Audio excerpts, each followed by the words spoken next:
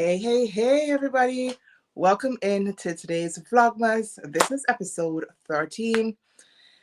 I was in a slump yesterday, and so I did not pre-record any footage for today's Vlogmas. And I figured, you know what?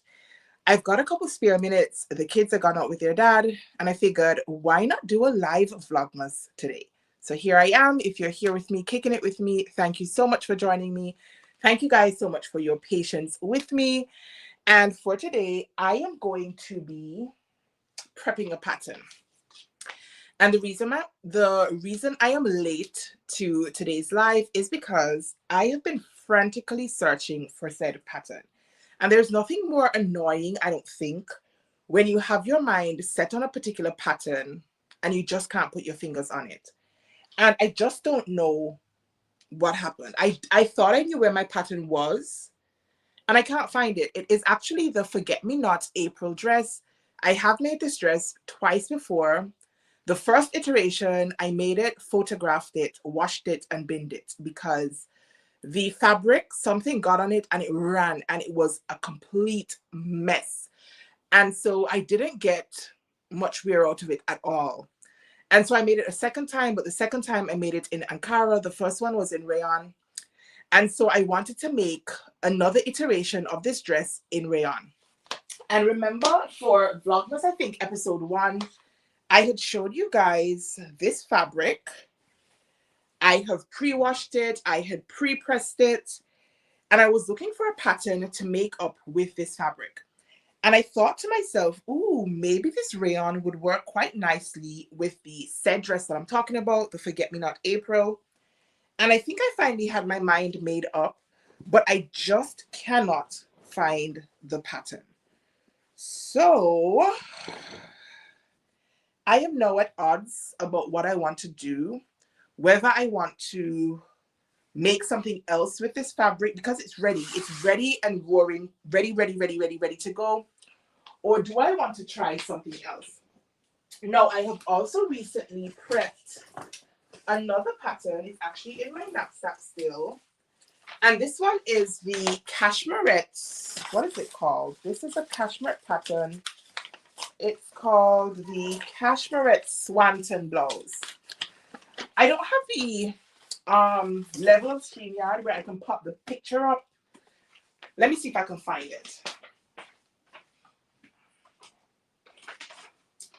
I want to show you guys what this blouse looks like because I really like it and I want to make it, but I just couldn't figure out whether I wanted to make, hi Zelda, welcome on in girl, whether I wanted to make this particular dress, blouse using the fabric that I showed you guys. I'm kind of bummed because my mind was set on that pattern and I just don't know what I could have possibly done with it. I really don't know. So this is, oh, that's terrible quality, but let's see if you guys can see. This is the cashmerette swanton. So it has like a pussy bow situation. Hi, Sandy. It has like a pussy bow situation, and this one has princess seams down the front. It has some little gathering at the shoulder line. It has a little bit of a puff sleeve, and I really like this pattern. And I'm wondering if I should just be brave and cut into the fabric that I showed you guys with this pattern. The alternative will be to make another. Hey, welcome in Sharina. Yes, Sharina, I hope I'm saying that right. Welcome on in. Today is Vlogmas episode 13, and this is what we're doing. We're doing it live, and I'm trying to, at the moment, figure out which pattern I want to pair with this fabric. Again, if you're just coming in, this is a fabric, and I'm a little weary of this fabric only because this piece is, I think, a 3-yard piece. And I don't think this blouse is going to take 3 yards. It's probably going to take me, I could probably squeeze it out of 2 yards. And then I'm going to be left with a yard of fabric. So the current dilemma is, do I make the cashmerette swanton blouse using this fabric? And Whatever is left back over, I can, I guess, find something to do, or she will just sit at me in my stash as usual. Or do I make the McCall's 7969? Yes, it is just a little over 3 yards. Do I make the McCall's 7969? I'm sure most of you in the chat already know what M7969 is. It's like a cult favorite in the sewing community. Everybody and their mama has made McCall's 7969. And I have made that dress. I think I made it 2 times as a dress and once as a blouse, but the blouse wasn't for me. So I've made this pattern a total of 3 times. So sound off in the comments. Let me know, what do you guys think? I did ask in Vlogmas episode 1, and we're still battling with this fabric. Should I make the blouse and risk having like a yard, a little bit over a yard of fabric left over, which, by the way, I can probably squeeze out a chalk and notch area out of just over a yard of fabric. I've done that before. Or do I make the McCall's 7969, which I have already in my wardrobe 2 times as a dress? Let me know what you guys think. While you guys are sounding off in the comments, you already know how my Vlogmas works. We have the trusted cookie tin. And so I'm going to draw from the cookie tin today here on live. And whatever my hot topic is, I'm going to try to deal with it on the whim here on live, because that's what we do. We pull from the cookie tin every day. And the cookie tin obviously has no cookies in. It's just pieces of paper. And I've written hot topics on them.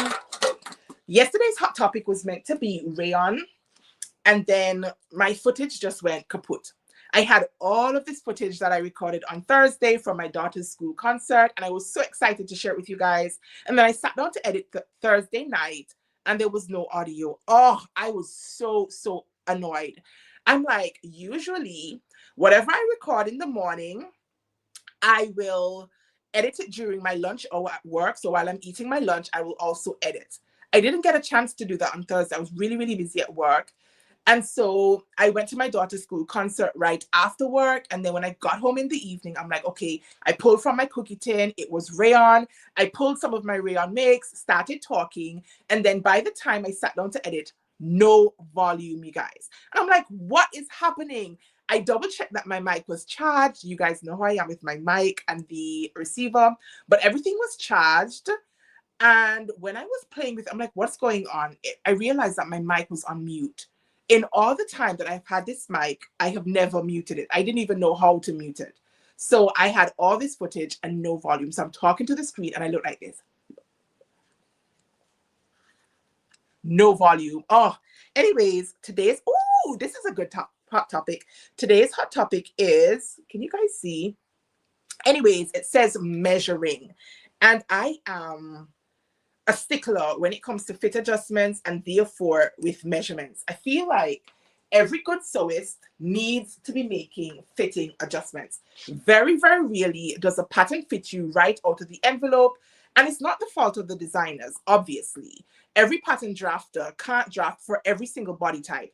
And there are tons of variations of body types. You and I can be the same sizes of our bust, waist, and hips, but the distribution is different. The fullness is different. Where we carry our weight is different. And so it's really important to get the measurements down pat.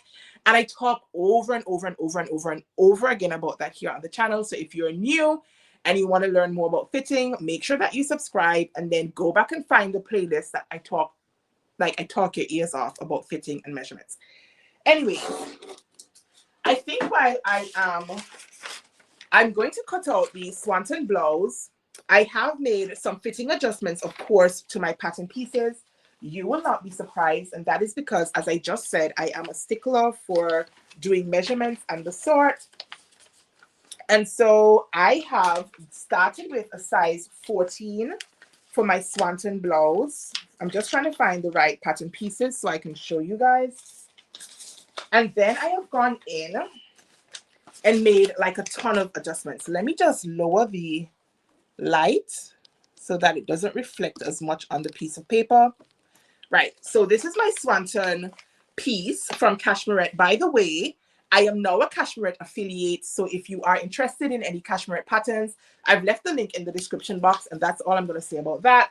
But this is the back of the swanton blouse. And I have gone ahead and I've added a 1/4 inch in length to my back bodice. So right across the upper back, I have extended the length by a 1/4 inch on the back bodice because I have done a forward shoulder adjustment by removing a 1/4 inch in length from my front bodice. If I don't do that, my neckline is up like this, choking me, and then my bodice is slipping backwards. So I always make sure to do a forward shoulder adjustment. And I have also gone in and done a 1/4 inch sway back adjustment. Now I took some measurements for this pattern and I think that the waistline is okay. I am short waisted and I typically have to shorten my pattern pieces by a 1/2 inch, but I measured it and I think it's okay. Fingers crossed it is. And then the front, as I said, is a princess seamed bodice. So I have had to go in and I have done a not 1/2 inch this time, a 3/8 of an inch sloping shoulder adjustment because I do have sloping shoulders. And I have gone and I have lowered the bust by 3/8 of an inch because even though the cashmere patterns have cup sizes, yay. So if you have a cup size that is bigger than a B cup, a sewing B cup, Cashmere is a really, really good pattern company to check out because the likelihood is, unless you really have a big difference between your full bust and your high bust, you probably won't need to do a full bust adjustment. So I'm happy that I didn't have to do it, even though I'm not averse to doing this adjustment at all. So I did lower my bust by 3/8 of an inch. I do need to go back in and true up my bust line. And what else adjustment did I make? What else did I do? So that is my back piece, my side front piece. Then of course we have the front piece. I had to do the same adjustments on the front piece, lowering the princess seam by 3/8 of an inch, as well as doing the 3/8 of an inch sloping shoulder adjustment and removing the 1/4 inch from my center front piece. Now what I need to figure out is, do I need to do a full bicep adjustment on this pattern? The last cashmere pattern I made was the cashmere Alton, and you'll find it like a couple videos ago. And for that one, the bicep felt a little bit tight. It wasn't uncomfortable. I could still like move my arms, but it did feel a little bit more restricted than I am, I guess, used to. And so I'm wondering if I need to go in and do a maybe like a 1/2 inch full bicep adjustment on this pattern piece. So I still don't have any votes in the chat. Do you guys think I should go ahead and make up this blouse, or should I cut the 7969, which is already prepped because I've made it before? It's just going to be a matter of cutting up my pattern pieces and then get to sewing. What do you guys think I should do? Oh, it's really hot today. Even though it's raining, it's like humid, and I'm still drinking tea. That is a must for me. All right, so I think I've walked you guys through most of the things that I have done with the pattern pieces.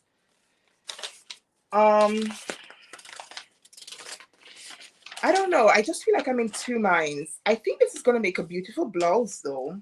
And I like the pussy bow effect. Like it has this nice big pussy bow, and I don't have any pussy bow anything in my wardrobe. I had made the Giselle dress by Style So Me. I think that was what it was called way back when. She no longer sells patterns, and I no longer have that dress either.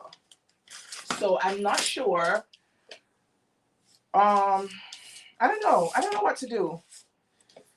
I really don't know what to do. So in the meantime, I'm just going to go ahead and make the adjustment to my sleeve to accommodate my forward rotated shoulders, because I have made that adjustment on my pattern pieces for my front and back. I also need to make that same adjustment on my sleeve. Otherwise, the sleeve is going to be pulling backwards while my bodice is pulling forward.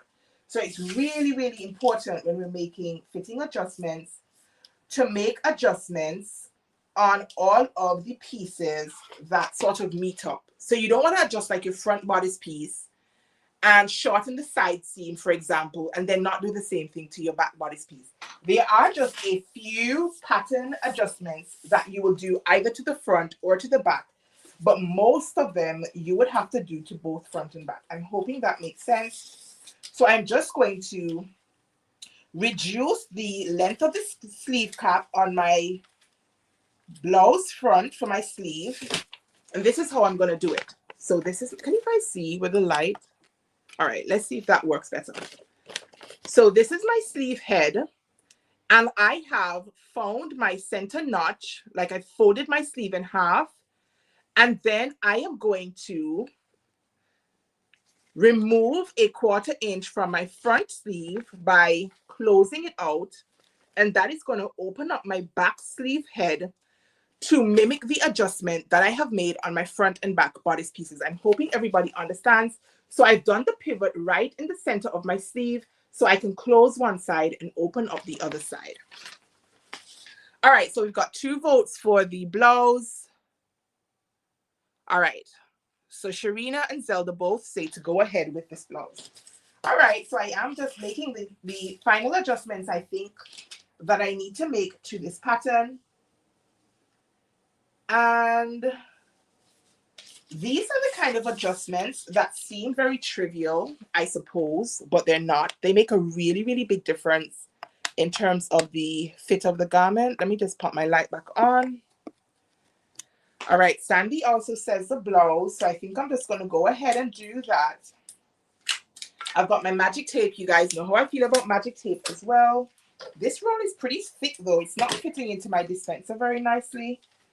So I am just reducing a 1/4 inch. Oops, I almost made a mistake, you guys. Oh my goodness. I'm so accustomed to my front sleeve being on one side that I almost went ahead and made the adjustment on the wrong side of this pattern piece. So it's really important to pay attention to these things as well. Usually when I'm looking down at my pattern piece, my front sleeve is on my right and my back sleeve is on the left. With this pattern piece, it is the reverse. So I'm glad that I just took a second glance to make sure that I was doing the right thing. Otherwise, I would have put my sleeve in and wonder, why is it not fitting right? Why is it pulling in this weird way?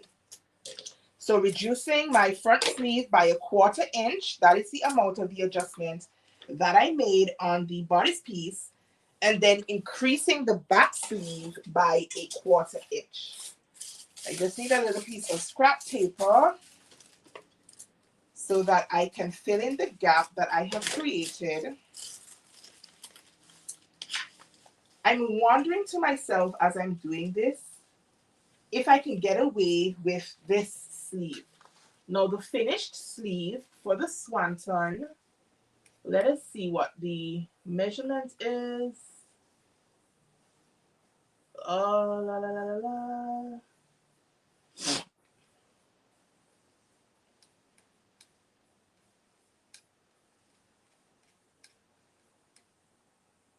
All right, so the finished sleeve on the 0 to 16 size range, because there are 2 different size ranges as well. And the finished bicep for the size 14 is 15 3/8 of an inch. So 15 3/8 of an inch is my finished bicep measurement for this blouse. And my actual bicep measurement is 13.5. So that gives me almost 2 inches of ease for the bicep measurement. Let me just take the opposite side, because all sides are not created equally necessarily. Sometimes you find that one side of your bicep is bigger than the other side. Let's see. And my right sleeve is 13. So I've got 13.5. I think I said.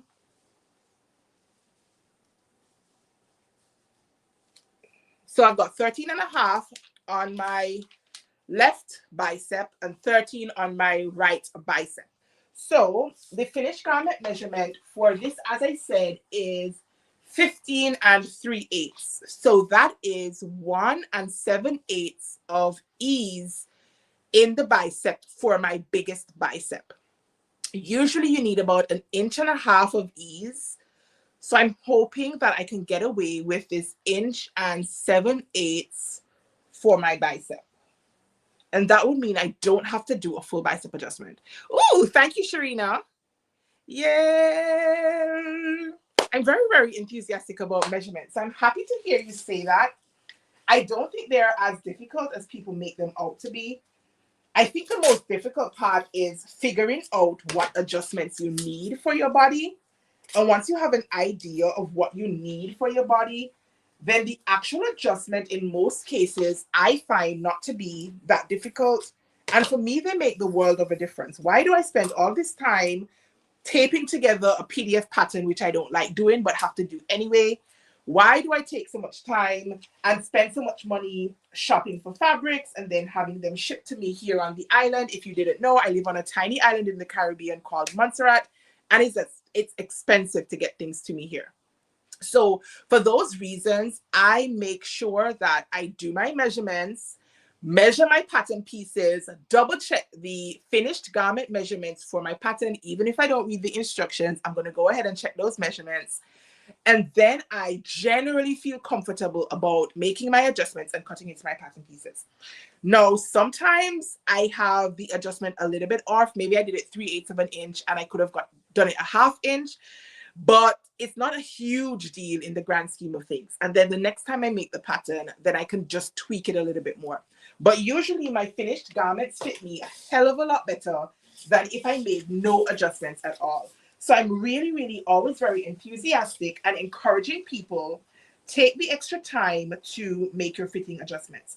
Now, back in the day when I first started sewing, I used to make muslins of everything. When I tell you guys everything, I mean everything. A simple skirt, what I thought was a simple blouse, everything would have a muslin. And I would draw my balance lines on the muslin, and then I, over time, developed more information about my body and how it differed from a lot of the standard pattern drafting blocks. So if I'm making a big 5 pattern, like a simplicity pattern, I have a good idea right off the bat what adjustments I might need to make. And then I look at the finished garment measurements. That helps me. And then I look at the silhouette of whatever the garment is that I'm making, because that also helps me decide whether or not I need to size down, whether or not I need to do a full bicep adjustment. Because if I have a big balloon sleeve, I probably don't need to do it, and so on and so on. No, I very, very rarely make a muslin, and that's not really a good thing. But I'm also quite comfortable for the most part with my body now. Like I can look at the pattern and measure it with my rulers and say, okay, that's too long at the waist. That shoulder is going to be too square. The bicep is going to be too small. The back length is going to be too long or too short. I have a very good idea now, but that was not always the case. So if you're just starting out on your fitting journey, do not be discouraged. It does take time and effort, but I feel like once you have it, you have it. So it doesn't mean you'll get it perfect all the time still, because I don't, but at least I have a much, much, much better idea of what I'm working with. So this is my adjusted piece. Take the light off again. So we have increased the back sleeve by 1/4 inch, and then I've gone in and chewed up my back sleeve head. Can you guys see the difference between the original and my line now? And then on the opposite side, I've done the same thing. Now this line is a little bit jagged, but I'm going to smooth it all out when I cut it out with my scissor. So yeah, we have just, that was simple, quick, and easy. I have now adjusted my sleeve to reflect the adjustments that I have made on my bodice piece. Now I feel like personally, sewing is one gift, and it's an amazing gift to have, but fitting is a different gift. And from my, I guess, just looking on from the outside, I don't see as many people as I thought I would have, I guess, making fit adjustments. A lot of people seem fairly happy with sewing garments right out of the envelope. And if that is your thing, there is no judgment from me. If it makes you happy and it works for you, keep on going on. But if you have deciphered, like me, that your body is just not anybody's muse, and that's fine, and you want to get more into fitting adjustments and stuff, then I would like to help as much as I can. I do share videos from time to time here on the channel, as I said, so you can check out the playlist. And if there's any particular adjustment you don't know how to do and you would like me to maybe demonstrate, you can always like drop me a comment or whatever, and I will try my best. That being said, if it's not an adjustment that I myself need, I might need to A, research it, or B, whereas I can demonstrate how to do it, I won't be able to show you the difference on my body, because if I don't need it, you're not going to see the effect of the adjustment. I hope that makes sense. Hi, Sharon. Welcome on in. Welcome on in. Thank you so much for stopping by. This is my Vlogmas day 13. We are doing it live. I already pulled from the cookie tin. You know about the cookie tin. And today's topic was measurements. So I am actually prepping a new pattern to me and talking about like measurements and fitting adjustments. So if you're new, if you're just coming in, that's what's going on here on the channel. And I actually just made an adjustment to my sleeve for my forward rotated shoulders. I don't have a good posture, so my shoulders rotate this way, like this. So the distance between my shoulder and my waist would have been shorter in the front if I did not have any boobs at all than the distance in my back. So I have to do a forward rotated shoulder just to shift the balance of the pattern towards the front. Bring my seams at my shoulders towards the front. Make sure that the neckline is not choking me because it's ending up too high because my body is in effect slipping backwards. And so I've also had to make the adjustment to my sleeve piece. Now, the pattern that we're also talking about, in case you've just made your way in, is the Cashmere Swanton blouse. It is available over on Cashmere. They have bust sizes from, I think it's an A or a B, all the way up to a GH.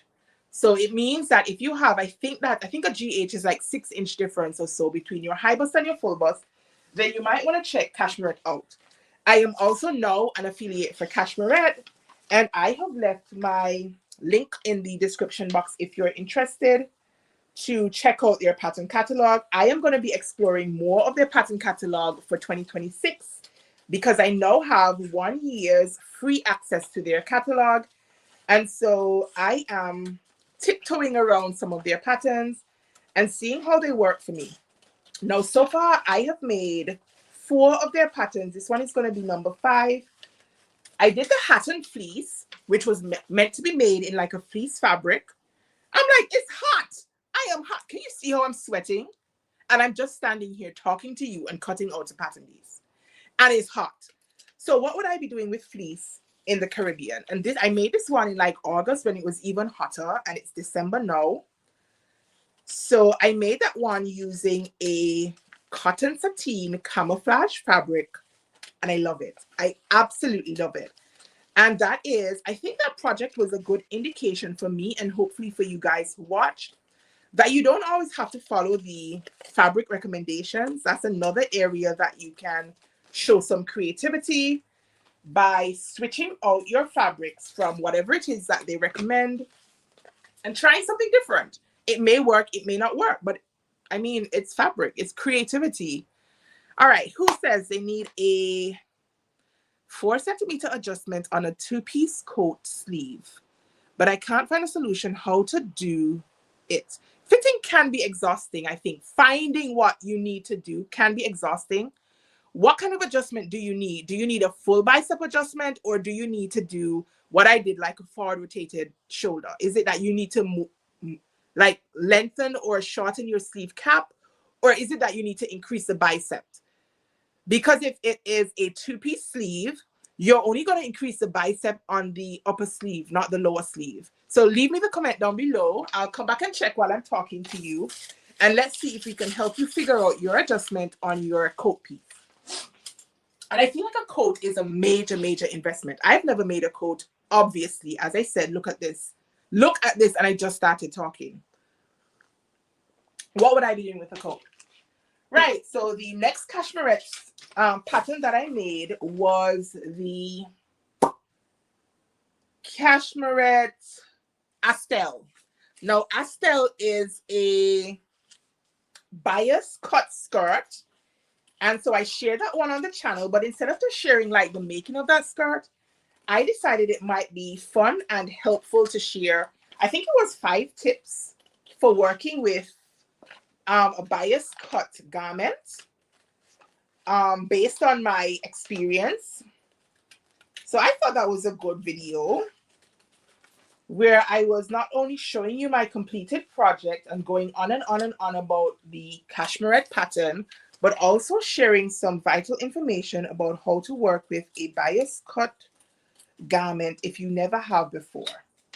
Then the next one that I made was the cashmere Rhinecliff. Oh, that one was the worst of the cashmere makes. No fault of the pattern at all. The Rhinecliff is a pair of overalls, and overalls mean pants. And there is, I mean, everybody knows that I struggle with pant fitting. I have made many a muslin in pants, and whereas I am very, very confident with fitting my upper body, the same is not true for making pant adjustments, because trying to get the crotch right, oh, child, it is painful.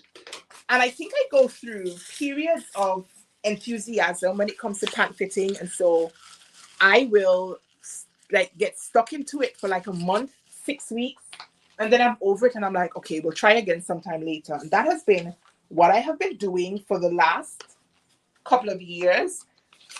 The only pant pattern that I can say I'm fairly happy with the fit of, actually that's a lie, there are 2 of them.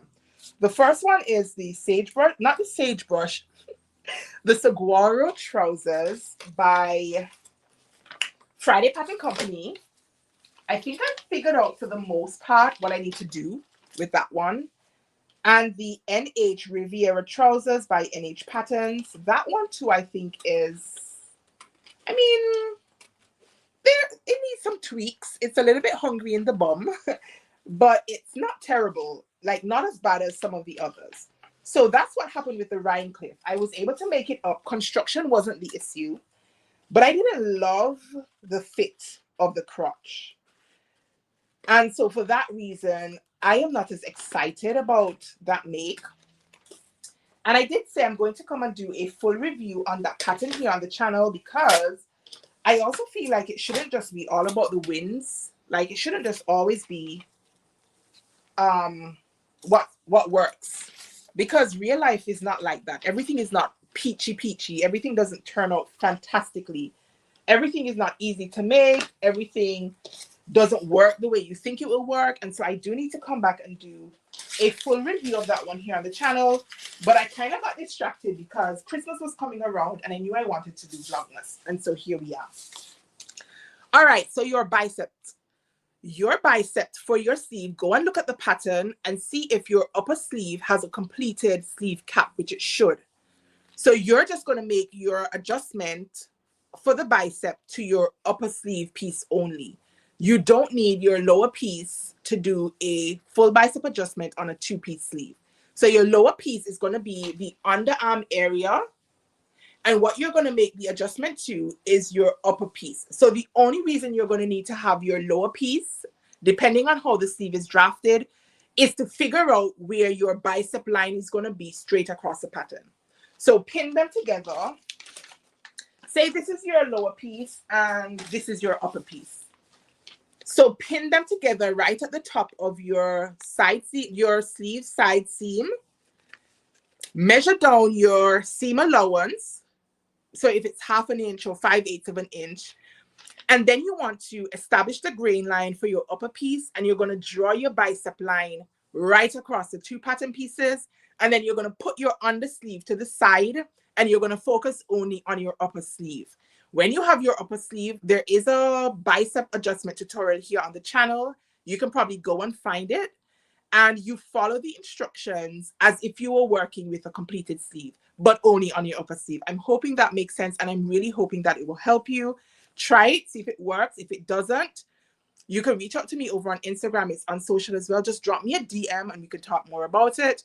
Or you can leave me a comment under any of these videos and I can come back and have some more conversation with you about it.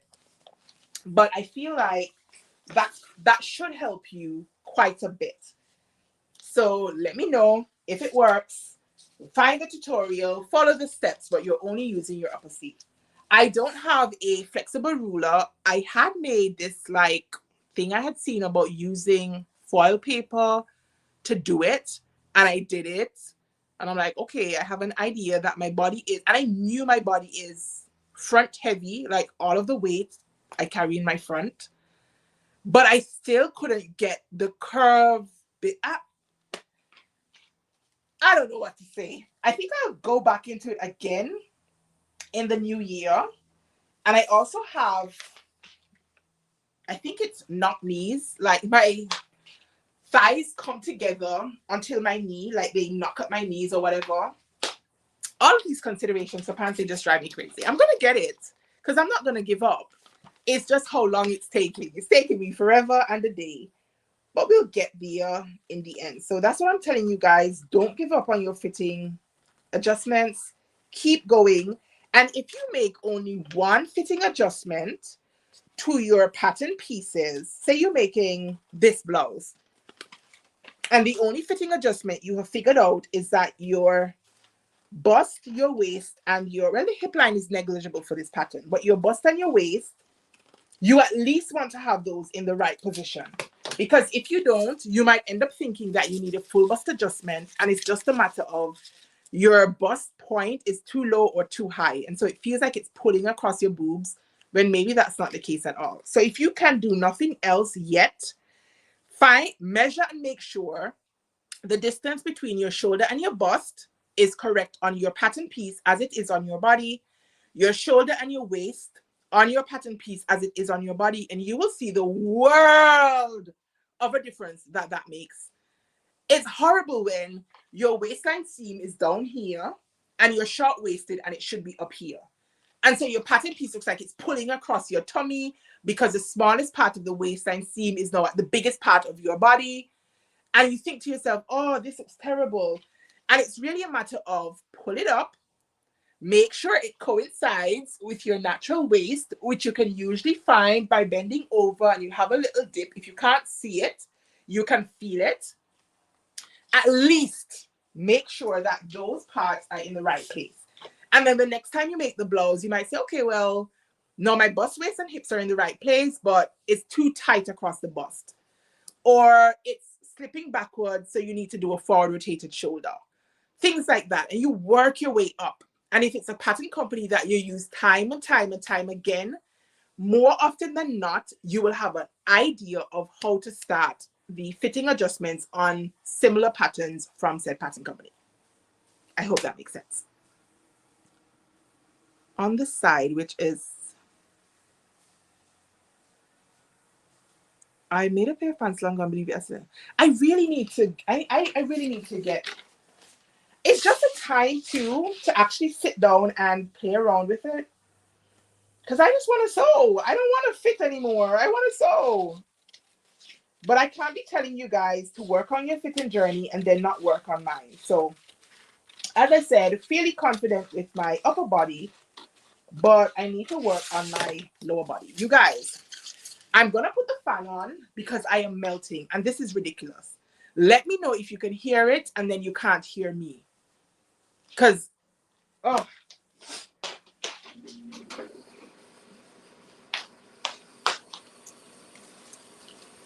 Oh, it's making a funny noise. Can you guys hear my fan? Like, is it loud and obnoxious? I hope not. But I am roasting. I am roasting. Hey, Sonia. Welcome on in. I am prepping the Cashmerette Swanton blouse voted on by the viewers in the chat. I had asked whether I should be making this blouse, which is completely new to me, or whether I should make... Oh, I've seen the top-down center of thing. I had a conversation with the lady's name? She was the actual person who came up with this approach. Oh my gosh. Her name is not coming to me right now. And I tried it, but I don't think I did it right. But I am definitely gonna delve a little bit more into it for 2025. But at the moment, we're working on the Swanton blouse by Cashmerette.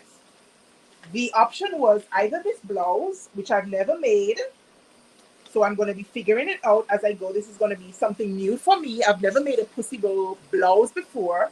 I've made a pussy bow dress a long time ago. And the other option was to make McCall 7969, which everybody and their mama has probably made by now. It's a really, really nice pattern, but I do have two already in my wardrobe. So I'm actually kind of glad that you guys have pushed me to work on this pattern, because this one is going to be completely new for me and will be something completely new for me to come back and talk to you guys about. Right, so while I'm talking about how hot it is here, where are you guys at? Somebody told me they were in California. Is it cold? Like, is it cool? Maybe I should say cool and not cold. Are you guys like really, really hot still, or are you freezing? I would like to know. I would like to know.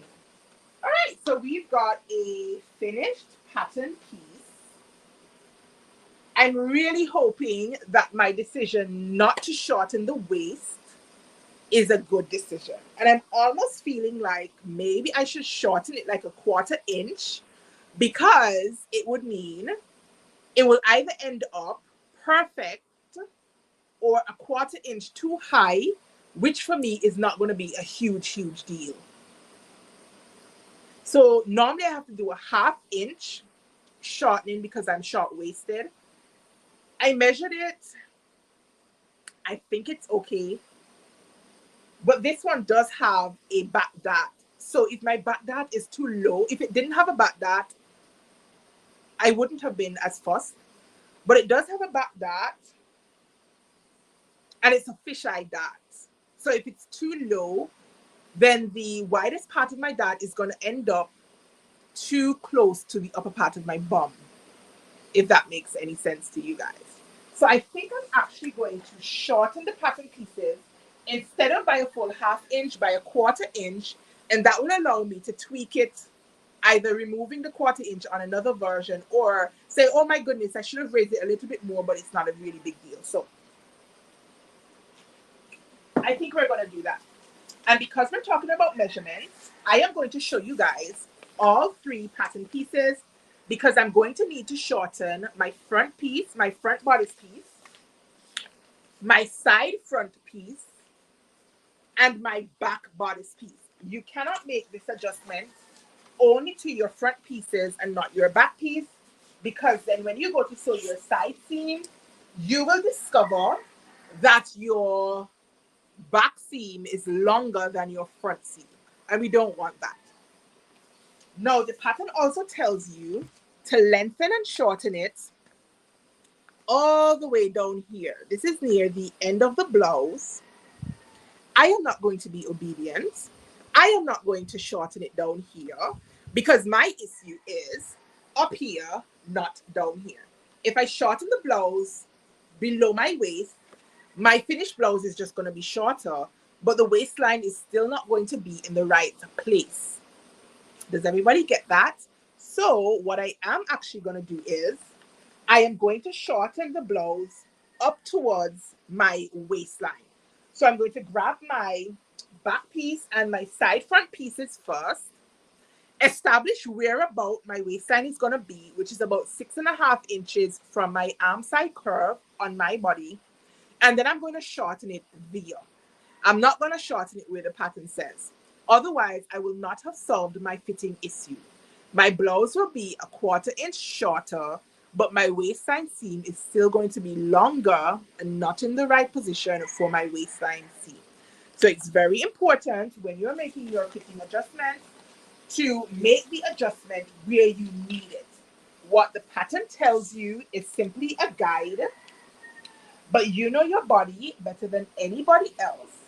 And so you will know where you need to lengthen or shorten your pattern pieces. I hope everybody's following. I'm hoping that makes sense.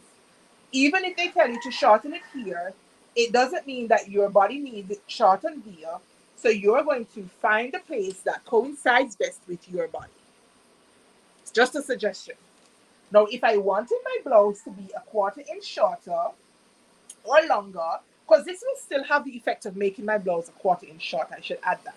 So if I wanted to maintain the same finished length as the pattern suggests, I would have to shorten the blouse above my waistline, and then where I showed you guys it says lengthen or shorten, I would add back the quarter inch length there.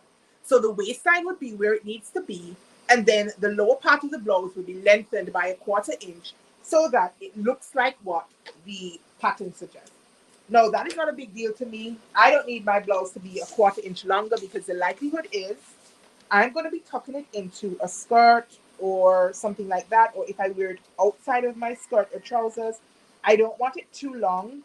So for me, I am just going to remove the quarter inch length right at the waistline area, but I am not going to add it back in below the waistline. If you need to, go on and do that. If you're super tall or you have a um like a huge difference or length or whatever between your waistline and like your hip, then you might want to go ahead and lengthen your blouse. Or if it just makes you feel uncomfortable having a shorter blouse, you will go back in and you will add back in the quarter inch length. For me, I'm not fussed, so I'm just going to remove my quarter inch length above the waistline area. And I think this is the last adjustment that I need to make, and then we can finally start getting some fabric cut out. So I've gone in and I've shortened my back piece. Oops. I have overlapped the back piece right here by a quarter inch. So now I've done a quarter inch sway back adjustment, which makes the center back piece longer, but doesn't affect the side seam. And then I have done a quarter inch shortening of the entire blouse through the center back and through the side seam. So my side seam is now a quarter inch shorter than if I had not made this adjustment. And this is my back bodice piece. So I'm just going to go in very quickly and do the same thing on my front, side front, and my front bodice pieces. Let me just say really, really quickly, thank you guys so much for kicking it with me. I really, really appreciate the time that you guys take to watch my videos and to come back time and time again and keep me company, whether it's a pre-recorded video or it's a live video. I appreciate it because at the end of the day, it doesn't make sense to make videos or to go live or anything like that. Hi, Kimberly. Welcome on in. Is it cold in Sacramento? Let me know. I have no idea. It doesn't make any sense to be making videos or to come on live if nobody comes and watches. So talking about that, I'll tell you guys this vulnerable moment that I had. I was talking to my best friend. I think it was it yesterday after that whole error with my video? Might have been yesterday or the day before. Or I think it was the day before actually. And I was telling her that I was struggling a little bit with Vlogmas because the views were incredibly low.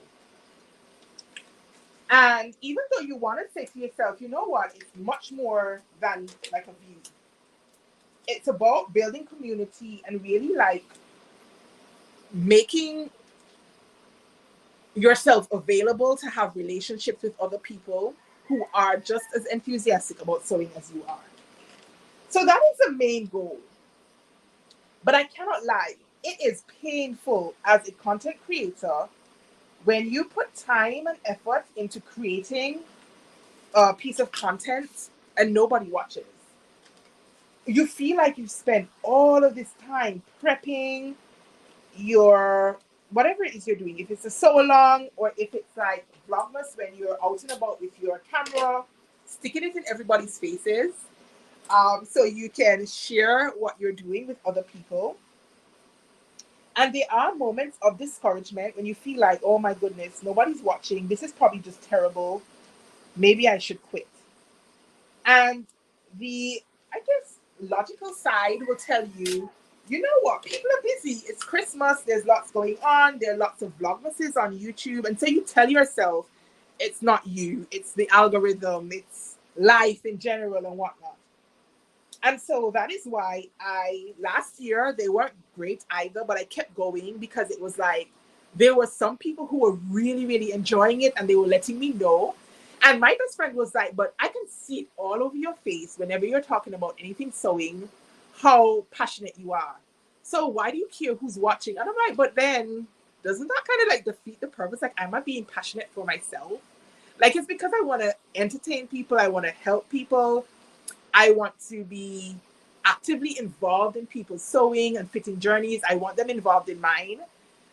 And the human side of me was just like, oh, why am I doing this? What is the point of doing this? And then somebody else asked me the other day something about being monetized. And I will tell you guys a big secret. I am officially and technically monetized on YouTube. And I have been for a year, I think. I have never received a payment from YouTube because the way you have to set up your information on Google AdSense, it doesn't allow me to get paid from where I am. Let that sink in. So I'm not doing this for the money because I don't get paid. I am monetized, but I can't actually collect whatever I make through the YouTube platform. It's just a matter of living on a small island where we don't have international banks. We do have a bank. It's a local bank, but the wiring details and all the behind the scenes things, it's not very straightforward. So the long and short is I don't get paid to do YouTube content, even though I am technically monetized and have been for a year. So that is not why I do content at all. It is because I genuinely am so enthusiastic about sewing and fitting. And I want everybody to sew and I want everybody to be just as enthusiastic about fitting as I am. Yeah, so that paired with, I think I've done a good job on my end, and then I put it out there and then I get like 100 views and I'm like, oh, why? So by human nature, you guys. And I feel like a lot of people don't like to admit these things because it makes you seem, I don't know, shallow or whatever. Like, oh my gosh, you have the wrong motives. Oh, and people go on and on and on and on and on about these things. And they pretend like these things don't bother them and it's not a big deal. But it is a big deal. It is a big deal if you're a content creator because you've invested time, all of the equipment, all of your fabric, all of the this, all of that. So I all say all of that to say, if you have been here, if you keep showing up for me, you don't know how much that means to me. Thank you guys so much. It makes me feel like what I'm doing is worthwhile because it is either helping or entertaining somebody else, and somebody else might be having a terrible day and see me pop up on their feed and be able to have a good laugh and say, I feel a little bit better today because of Kris. And that is exactly what I get from YouTube. I get nothing else. No coins for Kris on YouTube. So if by chance anybody ever wants to donate to the channel, it's better if you use the Ko-fi link in the description box and you send me a Ko-fi than it is to, I don't even know what to say. The point is, if you wanted to donate financially or monetarily to my content, this is not the way to do it because I don't get anything. Anyways, yeah, back to what we were doing. So my pattern pieces are now prep, front piece, side front piece, back bodice, sleeve piece. This is the, so the left front placket. Hi, lovely. Welcome on in. We are prepping the cashmere swanton blouse. And because I have just gone and shortened my front center piece by 1/4 inch, I need to do the same thing on my placket. Otherwise, my packet is going to be longer than my front piece, like where it buttons. I'm like, hey, why my packet so long? And it's because I didn't do the same adjustment on my packet. So make sure you are doing the adjustment on all your corresponding pieces. So I'm just going to go in and shorten the packet piece by a 1/4 inch.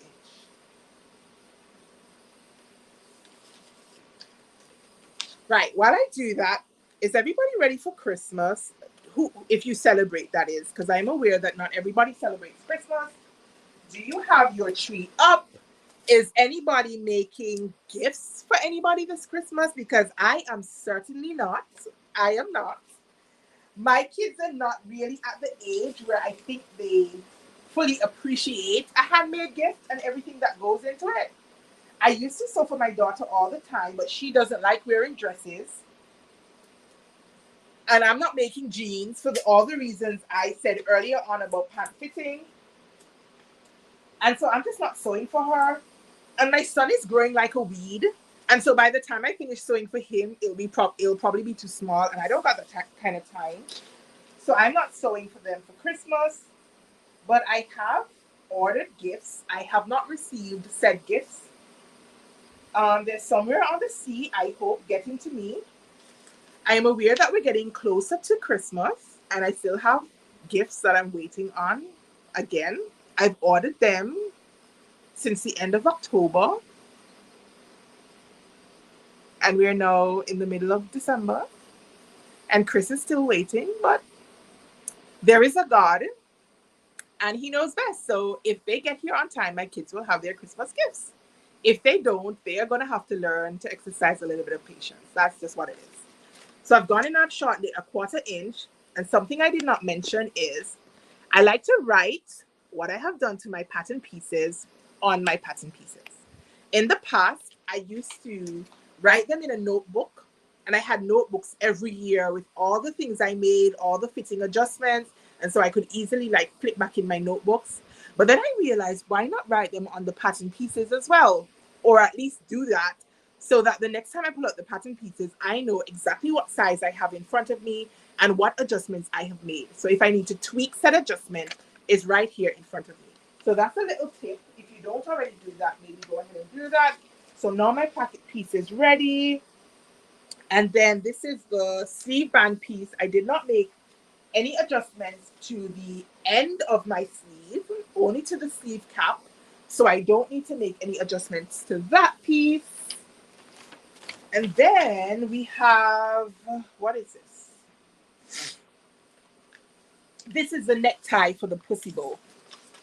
So, lovely. What's going on with your tree? Why is it up and not decorated? Have you not decided what you want to do?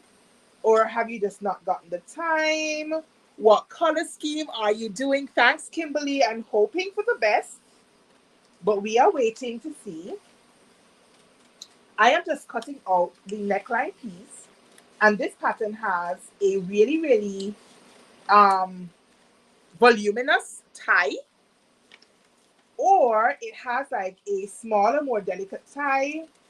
I'm sure you guys can already guess that I'm going to go for the big tie because I just love that. I was like, oh yes, let's have a nice big necktie. If we're going to do it, let's do it big. So I'm just cutting out the lines for the big necktie. Now, something I should have mentioned as well, in the past, I would trace all of my pattern pieces. Now, I will trace my pattern pieces on my envelope pattern. So if I have it in an envelope, I will trace it. If it's PDF, depending on how many pieces there are and how many pages, I might trace it. Or if I have no idea what fitting adjustments I need to do, I might trace it.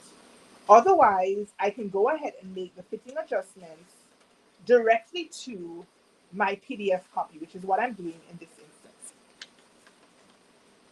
Oh, yes, Sandy. Oh, Melissa was awful to you guys. Really, really awful. As an islander, I know what it's like to go through a hurricane. And it's not fun, neither the actual experience or the aftermath.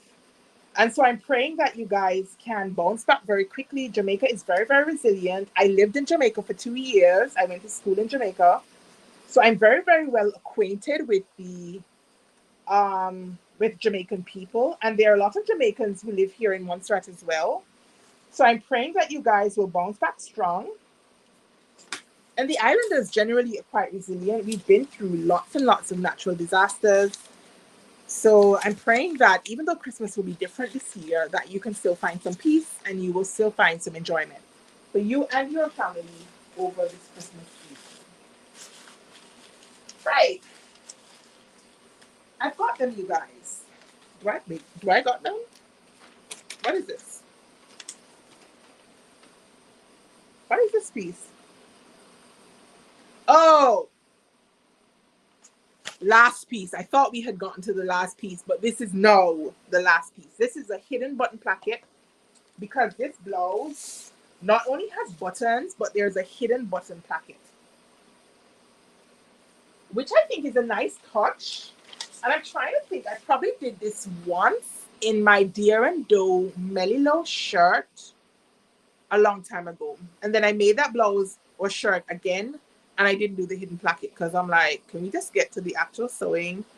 And I think for my grain line Archer as well, that one has a hidden button placket, and Kristen did not do a hidden button placket.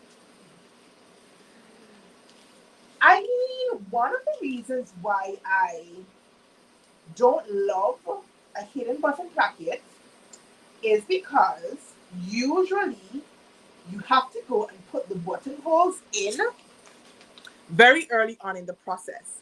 And I prefer to try my blouse on or my shirt so I can see where my bust line is and then put a pin or something right near the like apex of my bust right about here, and then use my expanded seam gauge to figure out the rest of my button placements.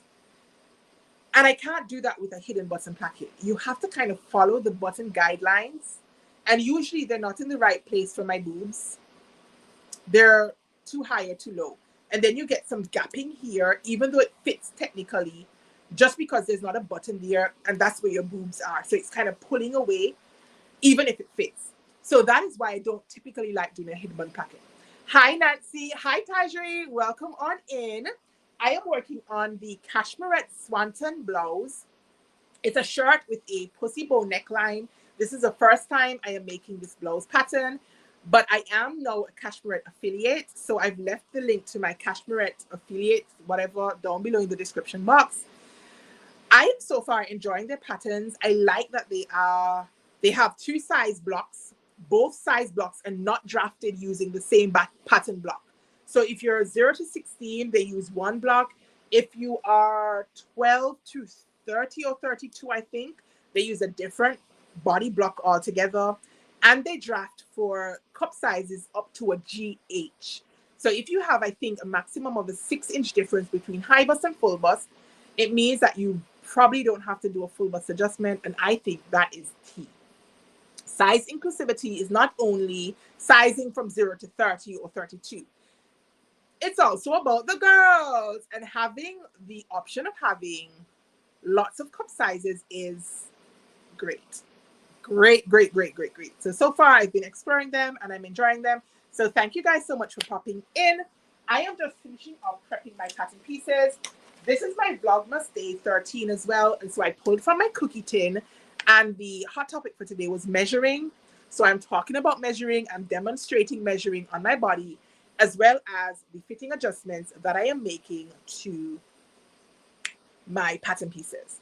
So that is, I will say, the reason I don't like a hidden button placket is because of how it's constructed. You kind of have to do the button holes before you have a chance to try on your blouse.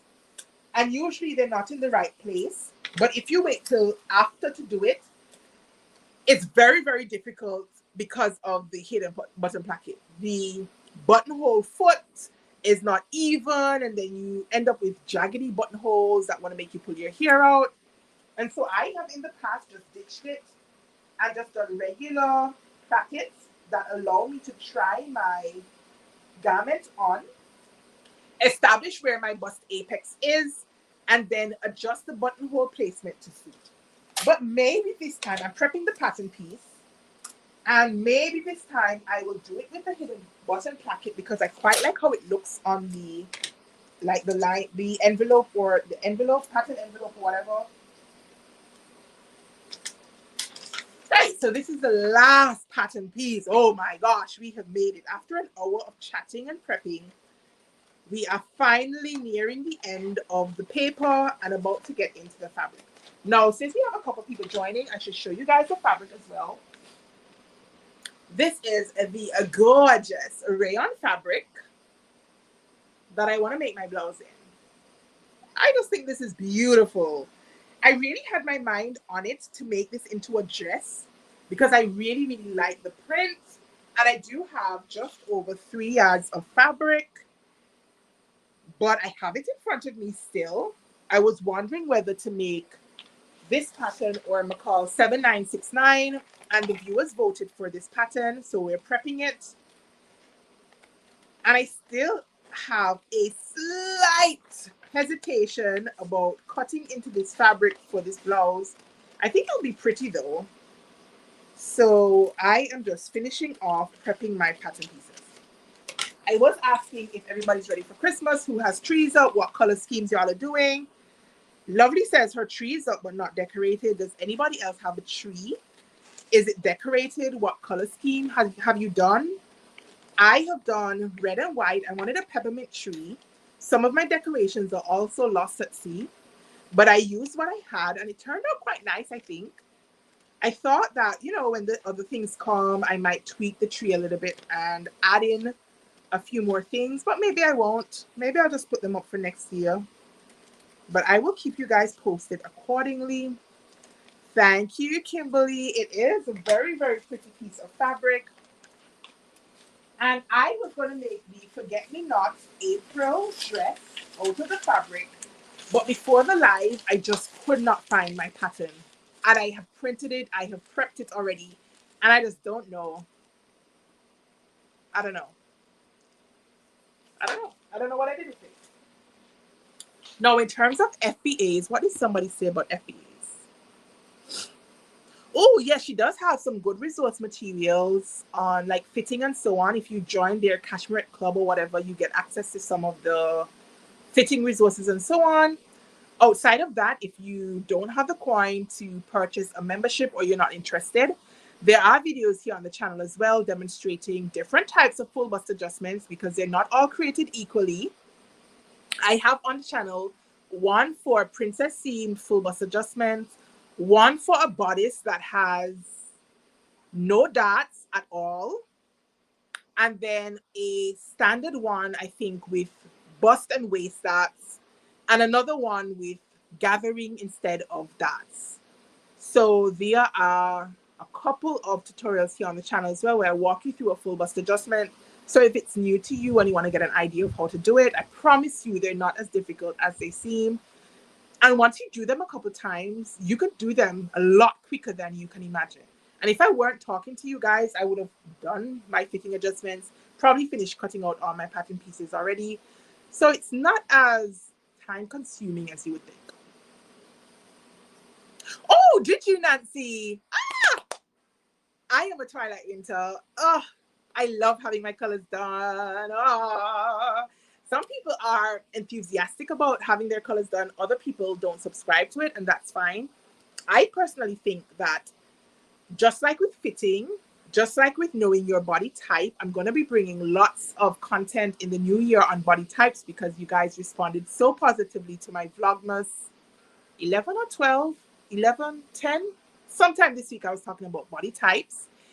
And I'm going to be bringing you some more information about that in the new year. But just like having that knowledge is helpful, so too is colors. Like having my colors done was an investment for me. I paid full dollar for mine. I was not an affiliate at that time. I saw it, I liked it, I wanted to try it. And then I thought, ooh, this is really, really helpful. And then I became an ambassador after. And I don't always wear all of the colors on my color card, but it's great knowing what they are. And then I can choose when I want to deviate from them or how. Maybe I will wear colors in my color scheme up top near my face to make me look bright. And then something that's not quite on my color card, you know, at the bottom of my body, a skirt or trousers or accessories or something. But it's really, really helpful information. So if you have been thinking about it, there is a video here on the channel as well about that. But I would definitely recommend you do it if you have the wherewithal to do it. And then you can pick and choose when you sew up and wear your colors and when it's okay to kind of deviate from those. Thank you, Kimberly. I am glad that you are finding my tutorials helpful. That is what it's for. That is what it is for me. So I've got all my pieces prepped. I've got my fabric in front of me. Last chance, you guys. Are we cutting this blouse pattern in this fabric? Is it really what we're doing? Is that what we're doing, you guys? Look at this fabric.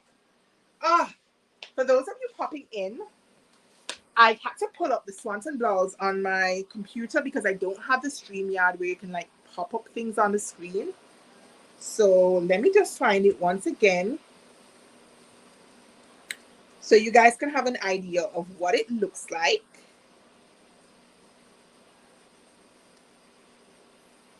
Just to make sure that you guys are on board that we are doing this pattern. Oops, ring light, sorry. This is the pattern. Can you guys see? So it's got this big pussy bow neckline. It's got some gathering at the shoulder. It's got like a puff sleeve. It's got a hidden button placket. And let me see if I can find some line drawings. These are the line drawings for those of you who might need to see them. There are 3 views. And it's basically just a neckline that changes. So we've got a big pussy bow, which is what I want to do with view A. Then we've got a smaller necktie, and then this one has just a grandpa collar or whatever. It's got fisheye darts in the back, princess seam in the front, short puffy sleeves, and a hidden button placket. This is what we're doing. Is this what we're doing? Is this what we're doing? Is this what we're doing? Well, I've prepped all the pieces. And I mean, even if I didn't do it with this fabric, I am going to make this blouse. But I just want confirmation. Now that you have seen all of the pieces, you have seen all of the fitting, you have seen the envelope, you have seen the line drawings, and you have seen the fabric. Is this what we're doing with this fabric? Please confirm. Please confirm in the comment section. All right. I haven't. Give me some ideas, Sharina. How would I host an online sewing social? That would be interesting, I think. So I would definitely welcome thoughts on that from you and anybody else in the chat. How do you guys think that would work? What would be like the expectations? Where would I host it? Is that something like on Zoom or... Yeah, let's talk about that. That's an interesting idea. I'm very open to hearing more about that. Yeah, let me hear about that. All my pattern pieces are ready. I'm just shifting them to the side so that I can use my cutting table for what my cutting table is meant to be used for. My cutting table is like a yard and like a yard and a half-ish in length. And hi, Gail. My current time is 1:32 p.m. Saturday, the whatever it is of December, 1:32 p.m. So I'm on Atlantic Standard Time over here. Is it 9:31 like a.m.? Pacific Standard Time. That's PST, right? That's PST.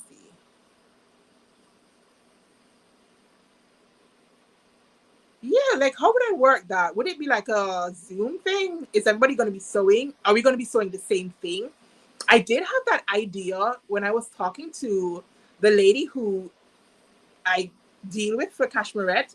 And I was like, would it be okay, 1, to do sew-alongs because somebody asked me? And 2, if I did like a use my, like, if we could get a discount code or something like that and have like one of the patterns and then everybody would sew up the same pattern. But I didn't finish fleshing that thought out. So yeah, you guys share your opinions with me on that one. I was telling you my tea is cold.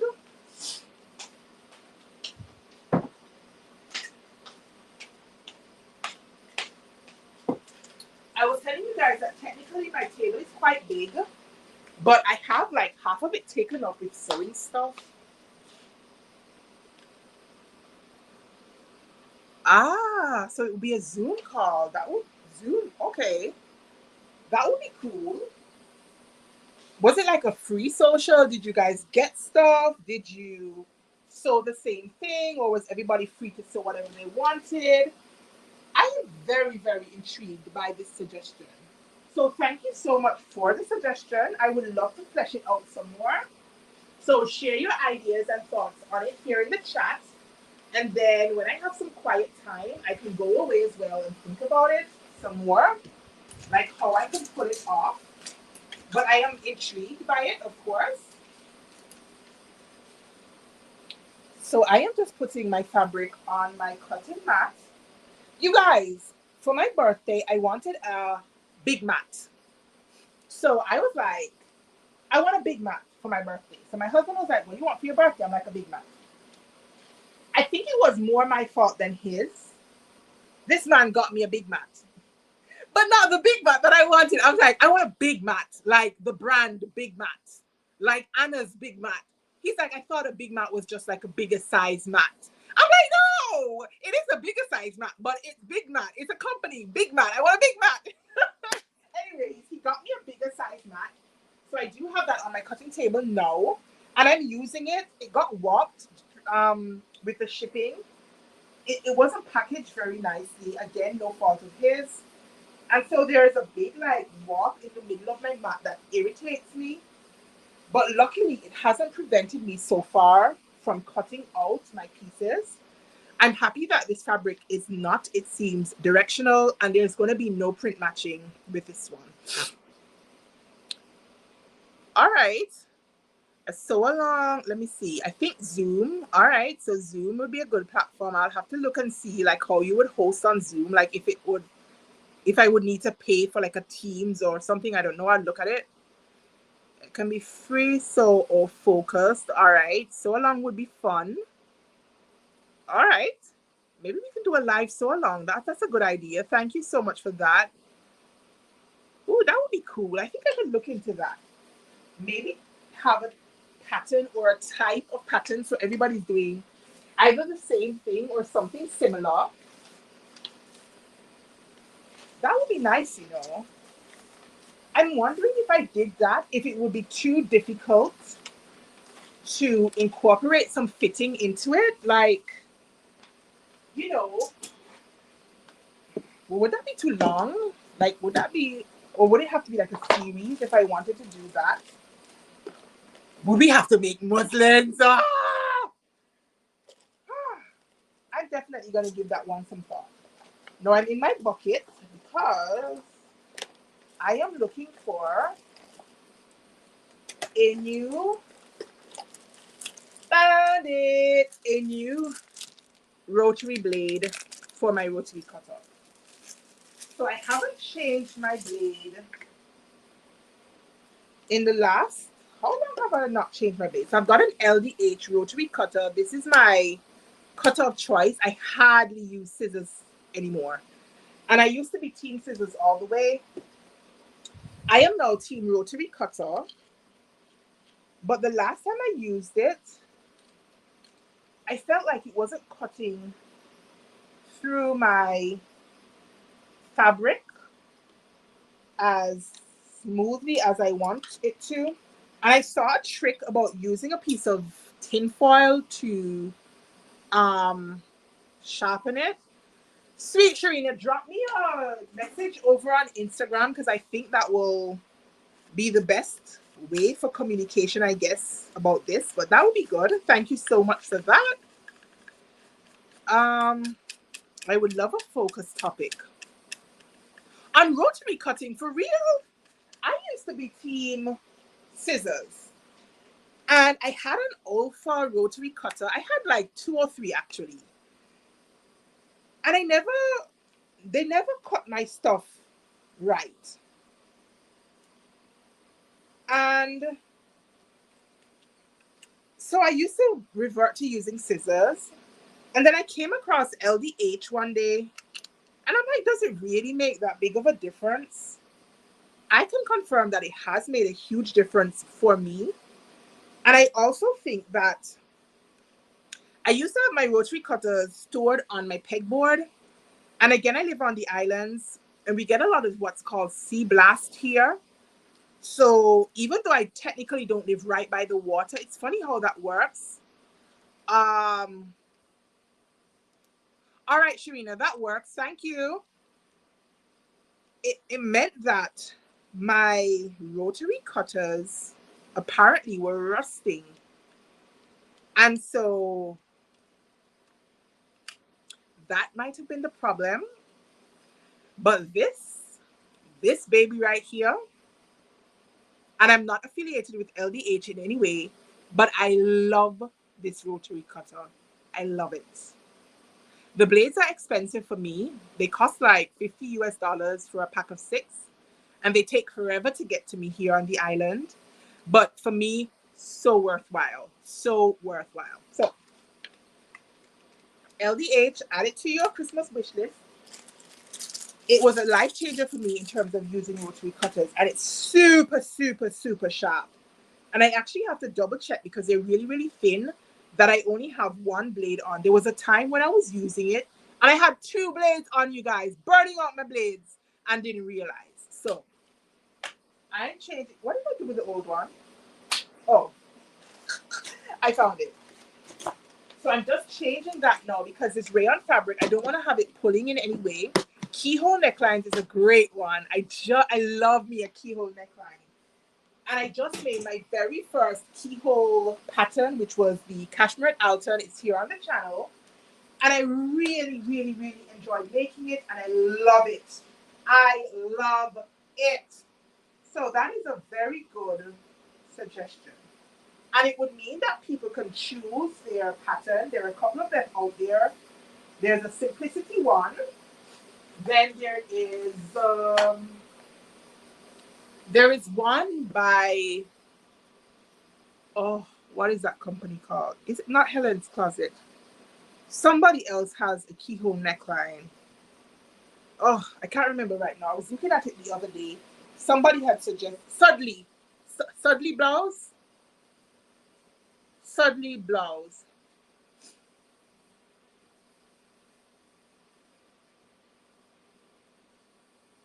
I like that idea, Sharina. I need to go and do some research and then I can put it out there. That's a very good idea. I love that. And that will give us a chance to, that you guys just don't watch me run them out, but that you guys, I can see what you guys are doing as well. So that's a very good idea, actually. Let me figure out some details, like when I can do it. This time of year, I very rarely have this peace and quiet in my house at this time of year. Because my husband plays in the band and it's carnival time here on Montserrat as well. So there are lots of shows. Today there's one called Pretty in Pink. Everybody's getting dressed up and the theme is Parisian something. I'm not there. I'm here. And my husband plays in a band and he has to play like the Calypso shows and the soca shows and all of that. So that means he's usually out practicing and I'm usually here momming. So very rarely do I get this free time to sew and prep uninterruptedly. Like if I am doing it, my kids are here, they're watching Paw Patrol and all that stuff. But today he has actually taken them up to church. They're doing some prep work up there for church tomorrow. And he was like, he has to go to the band house later, but he's going to church today to help with some prep work. And he would take the kids so I could do something for myself in peace and quiet. And of course, I chose something for myself means something with my peoples. So that is how I ended up spontaneously going live today. This was planned like 45 minutes before I actually came on, which is probably why I couldn't find the pattern I wanted to in the first place. So he's gone to church with the kiddies, but he will be at the band house later and I will be momming. But I definitely want to figure out how and when I can do this live session. He's a pretty good husband when it comes to that kind of thing. He's like, we work all week. Like, we both have like 8 to 4 or 9 to 5 jobs or whatever. And then he comes home, he has a shower, and then he's gone. And that's me on mommy duty. All the bedtime routines, cleaning up the kitchen, supper, blah, blah, blah, blah, blah. And by the time he gets home, everybody's sleeping. He doesn't get home until quite late.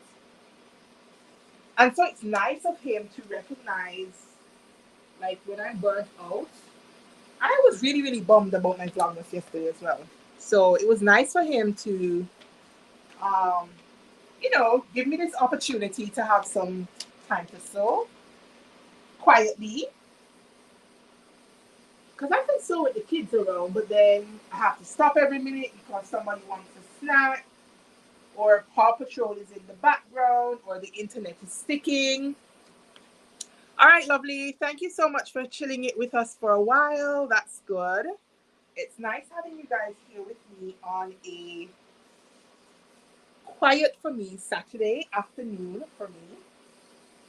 So yeah, I'm going to start cutting out now. So I put down my back piece on the fold. I've got my front piece next to it, and I've got my side front piece next to that. As I said, there will be no pattern matching in this. I just don't have the patience to pattern match this particular print.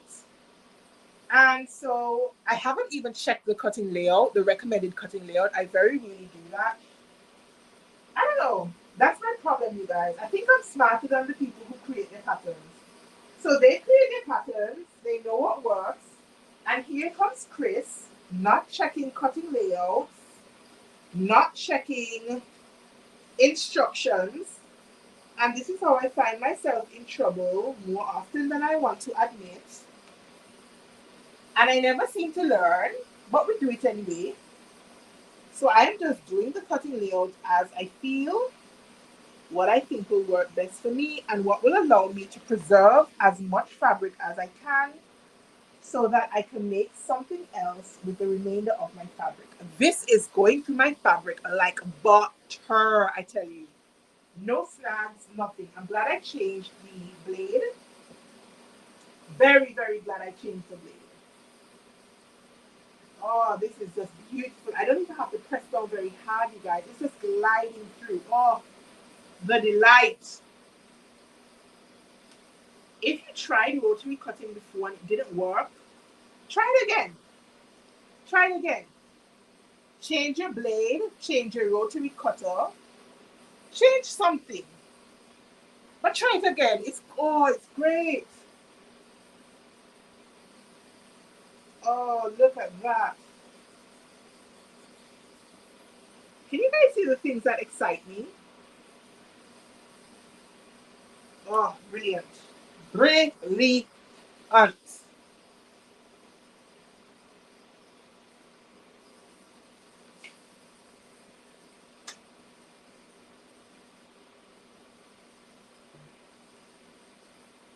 actually very excited to sew this up now. Now that you guys have encouraged me to cut it with this pattern. I admit though that I probably need some more solids in my wardrobe, because I end up with all of these nice blouses, and then I was reading the comments, and then I find it difficult to get dressed because I then end up with all of these nice printed blouses and not very many bottoms, or I have printed bottoms as well. So I have a couple pieces of solid fabrics in my stash, but they just don't bring me enjoyment to sew them up.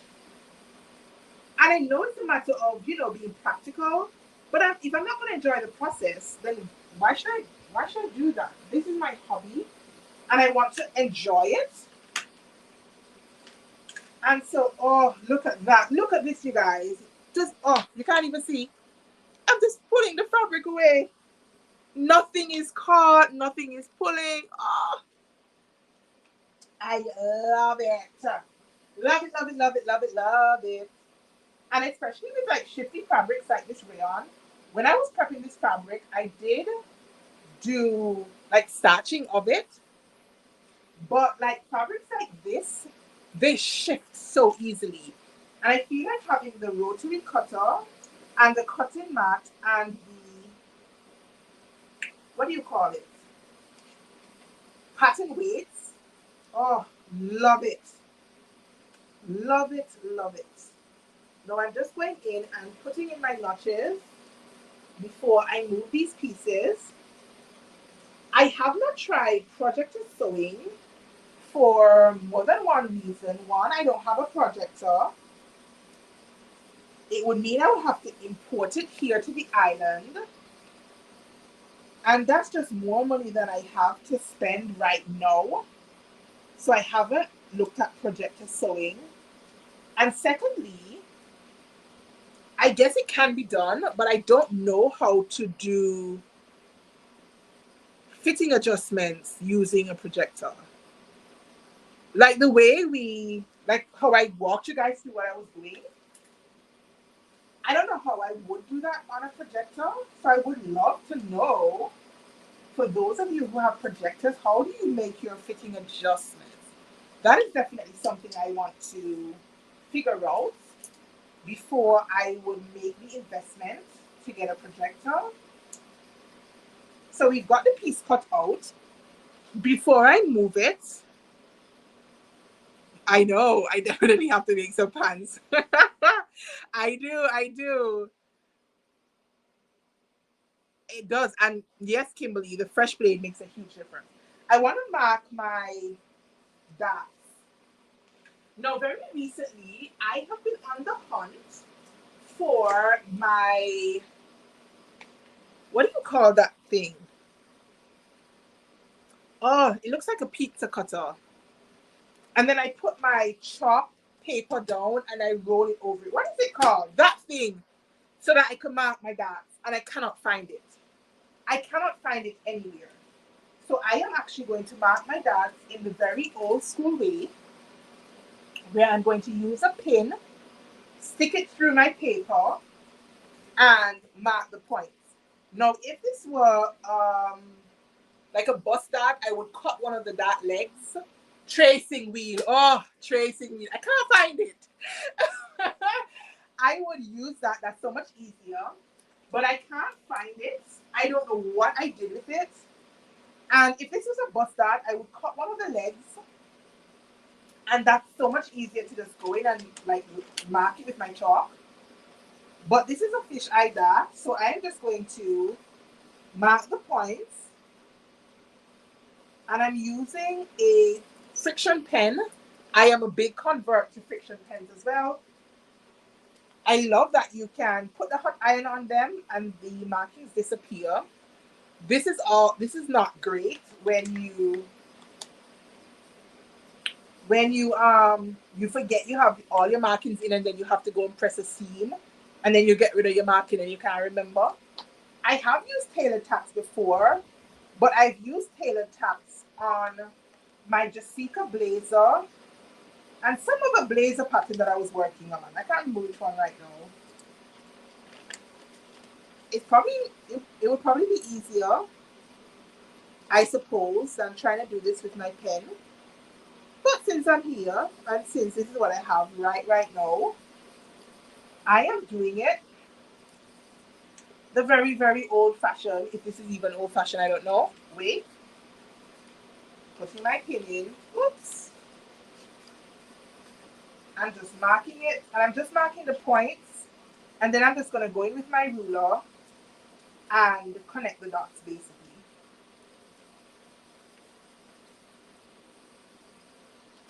So I've marked one side already, and now I'm marking the opposite side.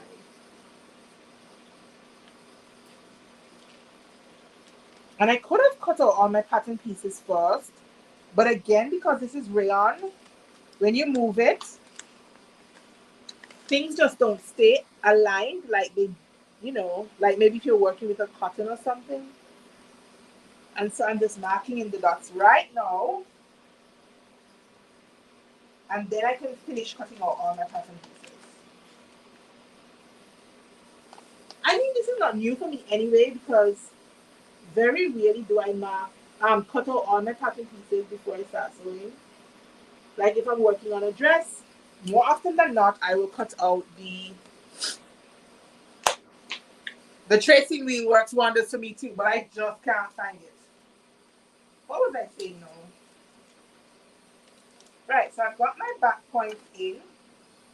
1, 2, 3, 4. So I've just put 4 points: the top, the bottom, and the 2 sides of the diamond. And I'm just gonna mark them in, and then put the project aside, and then move on to the other pieces that I have cut, mark them, put them aside, and then I'm going to cut out the rest of it because it's not a lot of pieces, and then I can get sewing.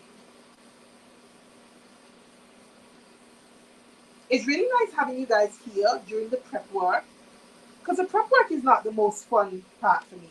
I just want to sew. I want to sit at my machine and I want to sew. So having you guys here keeping me company and talking about sewing and getting just as excited as I am over a tracing wheel is great. Hi, Marisha. Hey. Whoop, whoop, whoop, whoop. Thank you for joining me. I hope all is well in your neck of the woods. Are you feeling any better today? I am working on a cashmere pattern. The viewers in the chat voted on this pattern for this fabric. And so I am being very obedient, Kris, and I am prepping my pieces. I did lots of fitting adjustments and all of that jazz, and now I'm prepping my pieces before I can actually start sewing. Really taking advantage of my free time. Now, because this is a rayon, I am definitely going to go ahead and stay stitch my neckline pieces. So I'm actually going to fold my piece and rest it flat, because I don't want any pulling at the neckline. I don't want it to stretch out at all. Oh, really? Is that easy to do, Sandy? I like the sound of that. I know Erotica is a big, big, big advocate for projector sewing, but I've never actually watched one of the demonstration videos. I do watch her videos, but none of the really? So instead of using my paper and my pencil and my ruler, I can do it on my computer. Oh, I like that. You live and you learn. Right, so one pattern piece is prepped. This is my center front piece. I'm just going to clip the notches because I actually cut it with the pattern piece facing downwards and I should not have. So I'm just going to snip my notches so that I can see on my fabric what I need to notch. This pattern also has quite a few notches, so I want to make sure that I'm being a good girl and putting them in. And once I lift my pattern fabric off the cutting mat, I don't want to have to try and align it again to cut them. And I like to cut my pieces both at the same time if I can. So if the pattern piece is like a mirrored piece, then I want to go and notch them both at the same time or mark them both at the same time so I can be as accurate as possible. And I guess because this one has like the gathering and it also has the pussy bow neckline, there's actually a lot of notches. So this is my center front piece that is done. I need to go look into it. I definitely need to look into it because I like the idea of that. Anything that's going to get me to the sewing faster.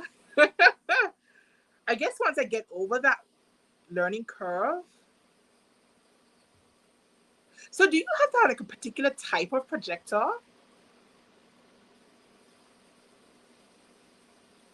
Yeah, maybe I can do that. The last Kofi goal I had was actually very specific.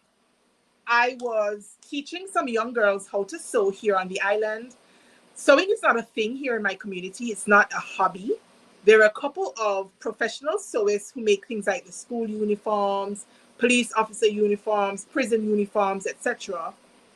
But in terms of like hobby sewing, it's not a big deal here on the island. So I am trying to change that. So Black Sewing Network was having an international sewing day of service, and I was selected to spearhead for Montserrat. I was really, really excited for that opportunity.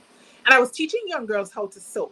So we had a whole session one Saturday, and we were making pillowcases. I still haven't finished, that we're going to donate to a local care home.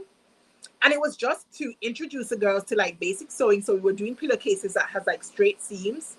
And so many of them were so excited. And some of the people who came to volunteer were equally as excited. And they want to go ahead and get machines.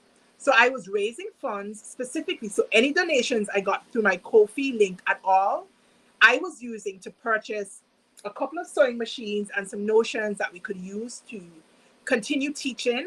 And that's where all my money was going. Putting it back out there into the community, teaching the next generation how to sew. And I'm going to be doing more of that for 2026. I'm going to be teaching more people how to sew and hopefully getting sewing to be a hobby here on the island. It used to be way back when a lot of people used to sew, a lot of people professionally. Both of my grandmothers sewed. None of them I learned anything from because the next generation didn't learn to sew. So my mom couldn't sew. My aunties, as far as I know, don't sew. So it wasn't a thing that was passed down. And then when I got interested in sewing, one of them had already died and the other one has like eye problems and other things. So she doesn't sew and she hasn't sewn for years. So my dad tells me it's in my blood somewhere. It's this love of sewing. And I never knew it existed until 7.5 years ago when I started teaching myself how to sew. So all of the monies that I had raised from that project and anything else that was donated through YouTube, I used that to get what I needed to teach that class. And that investment means that I can now teach other classes as we go into the new year. I didn't do it for December because, as I said, it's carnival time here. Ain't nobody got time with that. Everybody's doing all sorts of other things.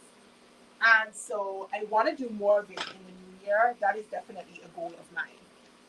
So yeah, that is where all my donations went. Not on anything for myself personally, but it was giving back to my community through sewing. And I loved it. I was here for it every moment of it. So yeah. I don't have a sewing room, Marichelle. I don't. So we're actually chit-chatting from my master bedroom right now.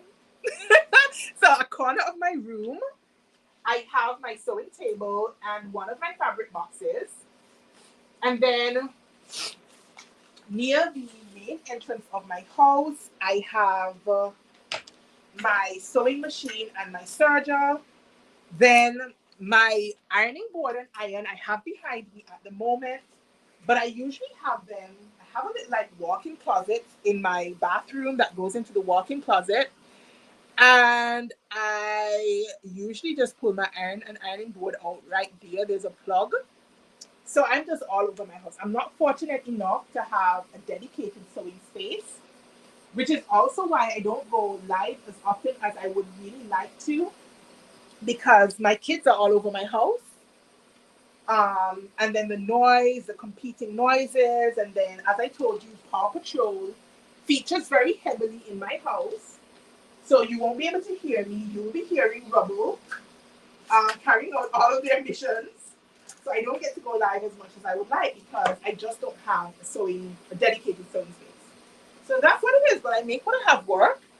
I am at least thankful that my room is big enough to accommodate my cutting table, and thankful that my husband is the way he is and he doesn't make a big deal out of the fact that I have turned his room into a sewing spot. Into a sewing spot. So That's what it is. So I don't have a dedicated room. Is anybody else sewing by chance? Or even if you're not sewing right now, do you have an active project that you are working on? Is anybody making Christmas gifts, like handmade Christmas gifts this year? I am not.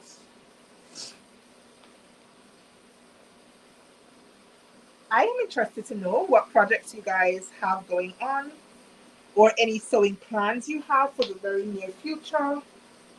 If you're just coming in, there was a suggestion for me to do a sewing social, like on a Zoom, like on the Zoom platform or something like that. So if you're just joining us, let me know what you think of that idea. I think it's a brilliant idea. I would love to actually do it.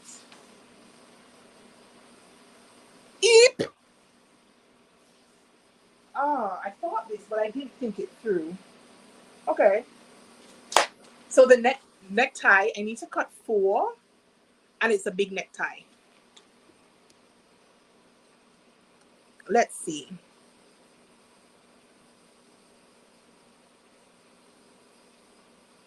I'm just checking the comments. All right, so I'm definitely going to check out Aronica's classes.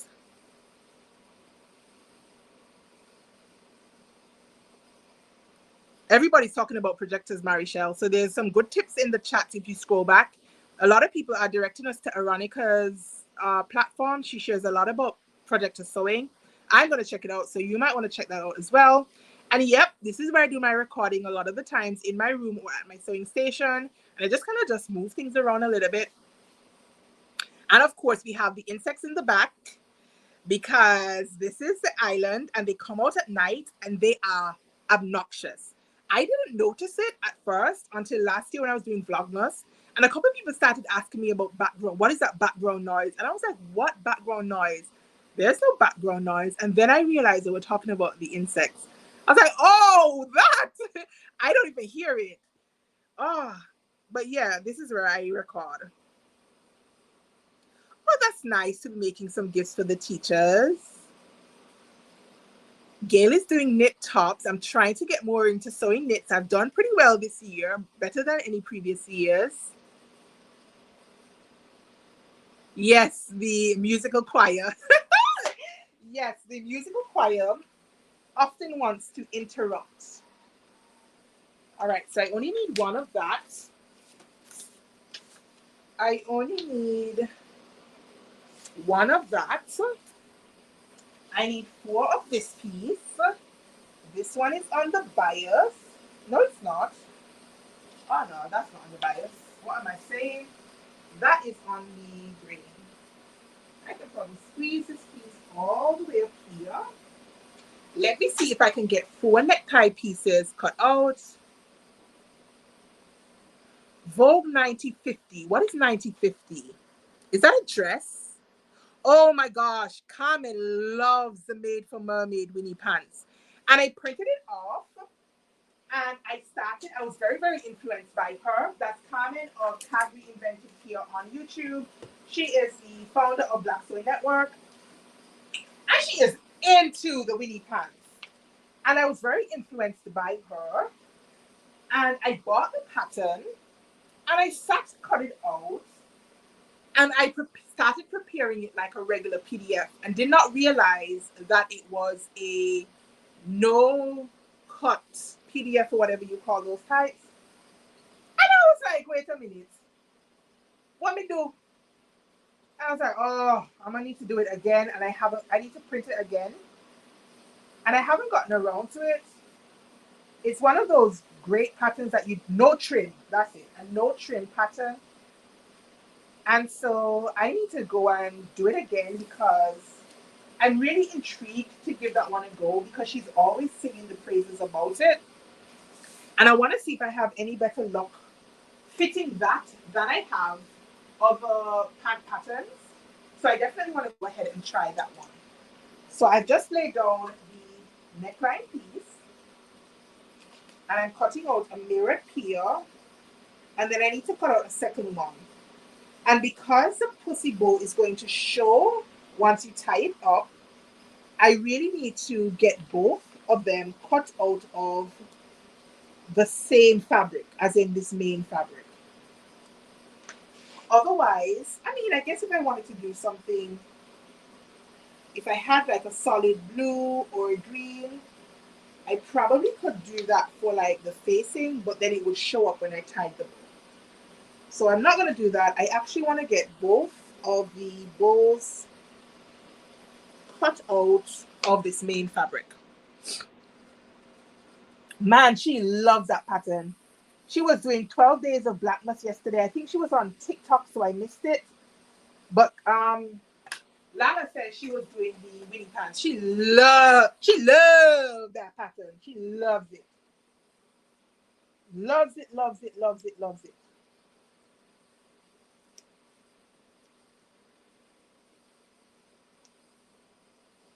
All right, so we've got one here cut out. Once again, I'm going in and putting,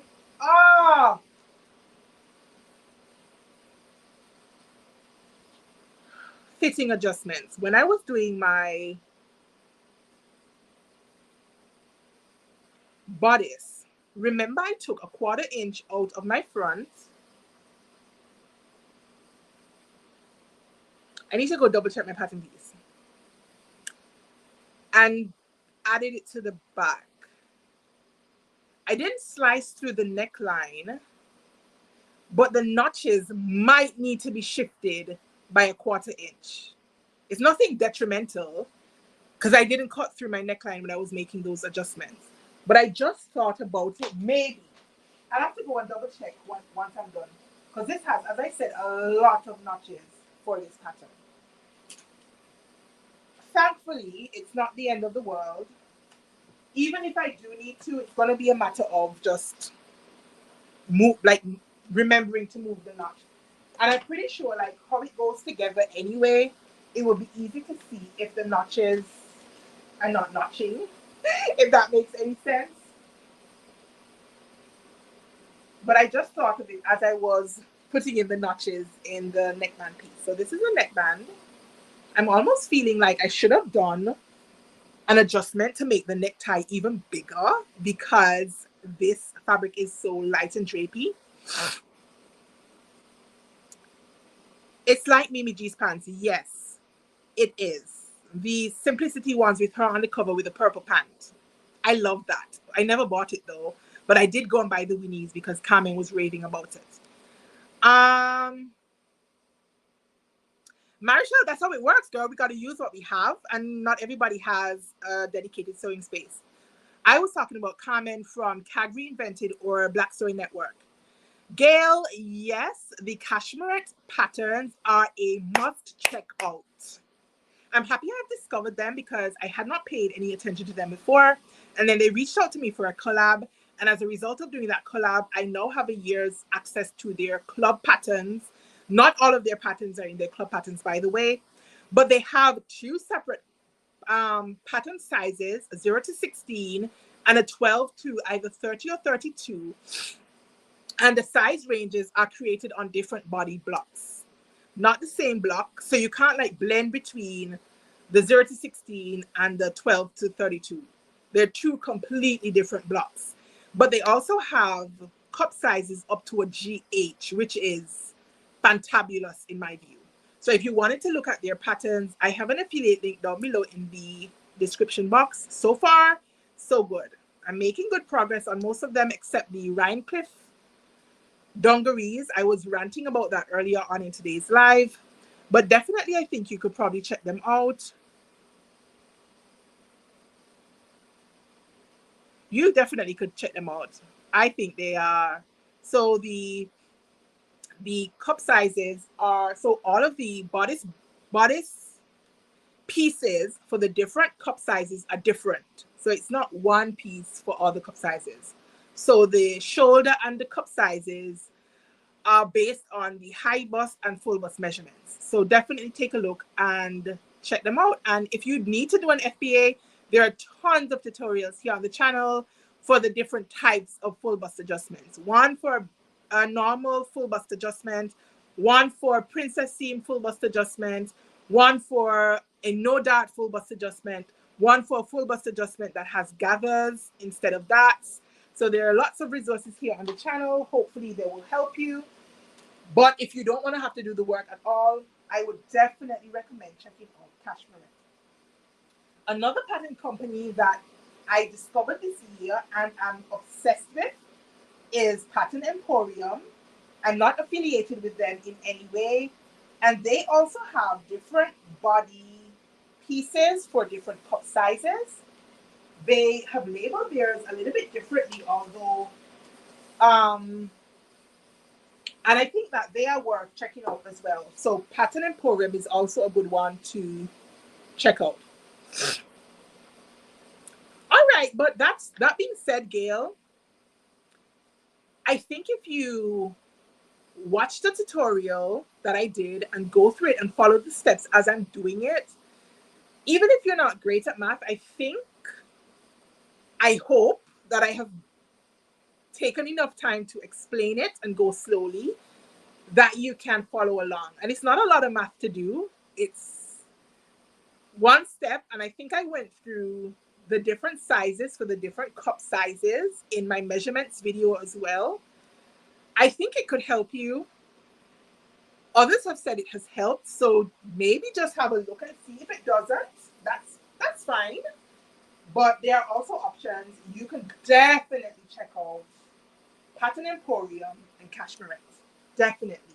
And I'm not affiliated, as I said, in any way with Cashmere Patterns.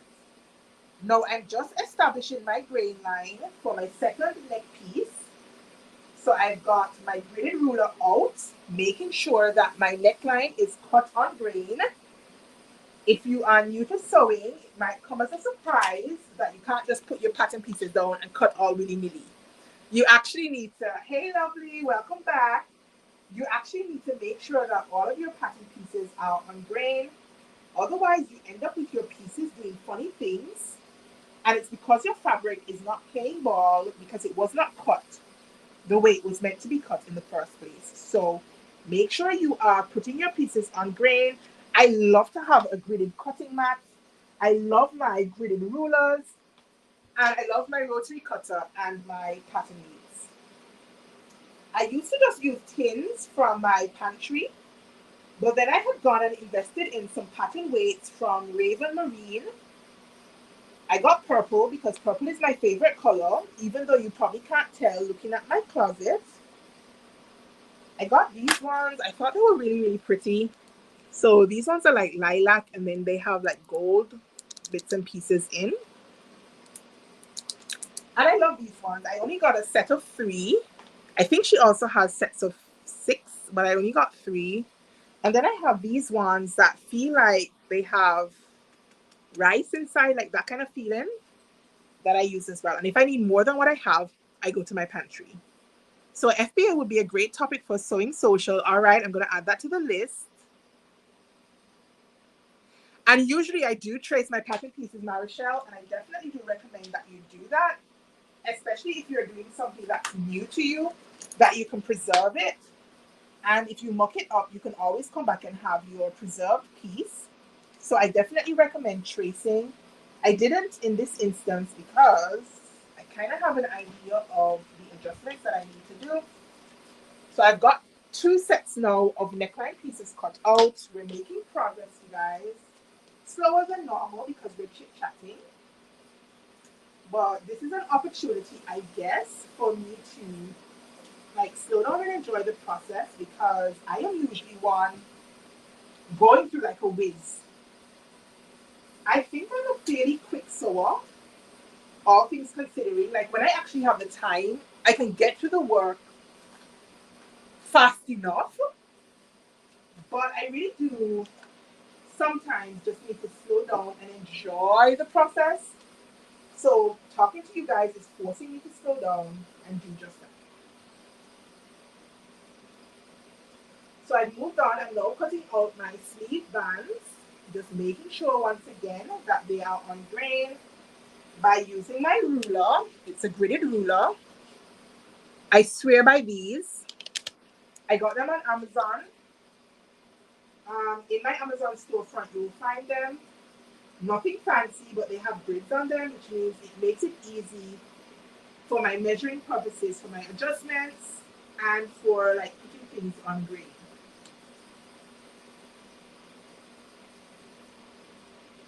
Now, if I were cutting out this piece with a scissor, then they wouldn't be straight. You would see like the jagged areas when I lifted the scissor and moved it along. I assume that there are people better at using their scissors than I am. But when I'm using my rotary cutter, oops, I didn't get all the way at that intersection. Look how straight my pieces are for my sleeve band. One straight piece. Love it.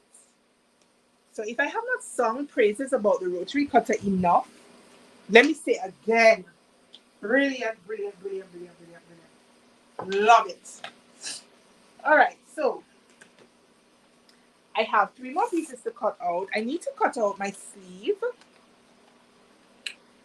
And I cannot cut out my sleeve on the grain line for where I'm headed. Now, I have 2 options. One, I can cut my sleeve on the cross grain because this fabric doesn't have a directional print, and this sleeve is not a straight sleeve. This is a puffy sleeve. So I feel like I can get away with cutting it on the cross grain, because by cutting it on the cross grain, I am going to save myself a bigger piece of fabric so I can make something else, and reduce the likelihood that this piece of fabric is going to get saved only to never get used because I can't figure out what I can make with it. Or I can follow the rules and cut it on the grain and in effect have a wasted piece of fabric and a little piece of fabric left over.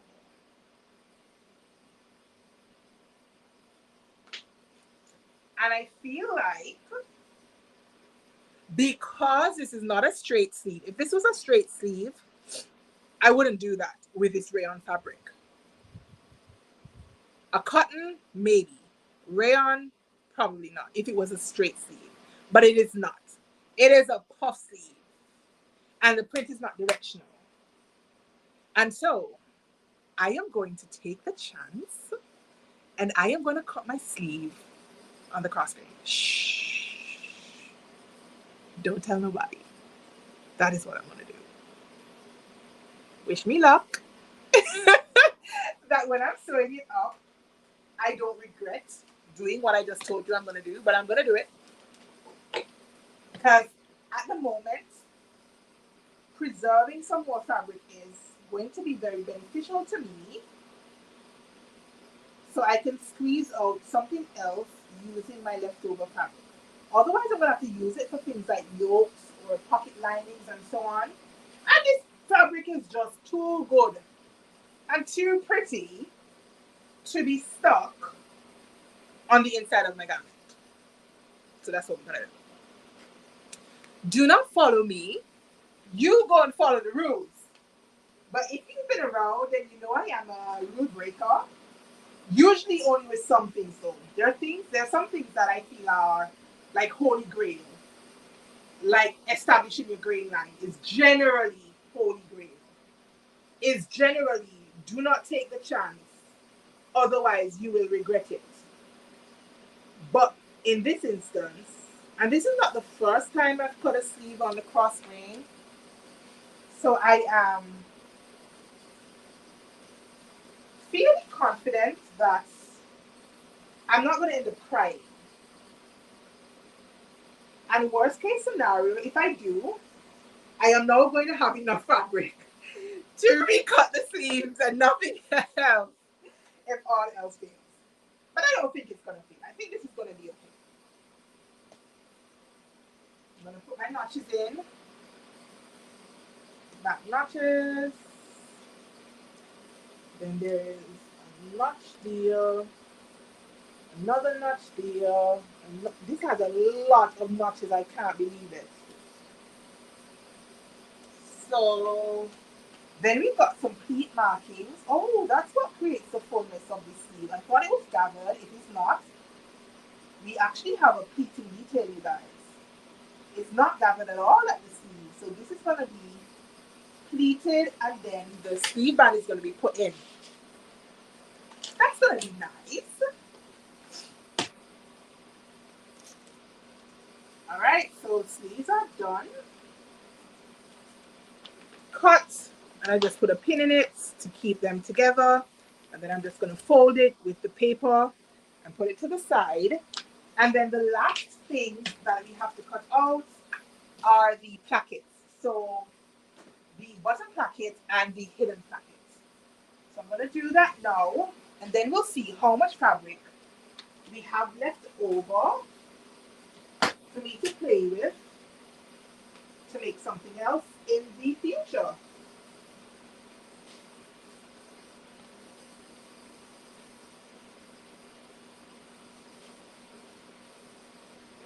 Again, I'm just lining up my selvage edge with the grids on my cutting mat. And then once I'm happy,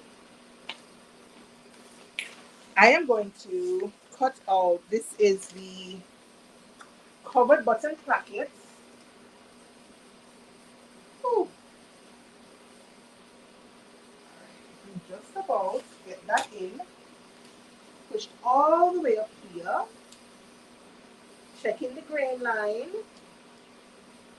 Oh, that's perfect. Perfect, perfect, perfect. Put it down and I got it bang on. Wow, wow me. Then, this same length. Yep. So I am actually going to cut two of the covered button plackets, and then I'm going to use one of those cut pieces to cut out the smaller button placket, because that's just easier for me than separating the fabric and then trying to get each piece on grain separately. This is just a shortcut for me. It's going to end up with a little fabric wastage, but nothing that I can't stop. So yeah, this is the last piece, and then I'll show you how many scraps I have left back and how much fabric I also have left back. So now I'm going to separate the two pieces and put the notches in separately, because I do need to trim down one side. Both plackets are the same length, and this just makes it easier, quicker for me than having to separate and cut them separately. And as I said, the fabric wastage is not going to be a huge deal because it's just like a sliver, maybe like 1.5 inches.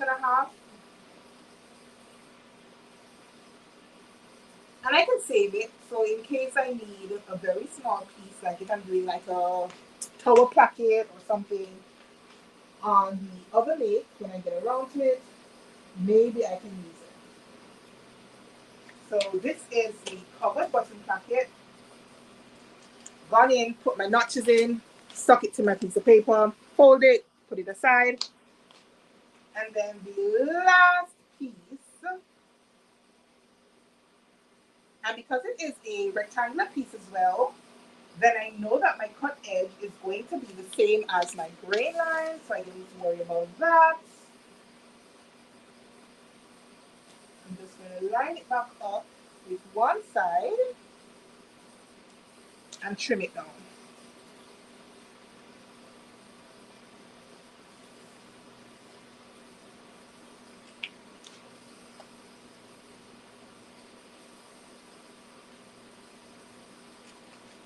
Right.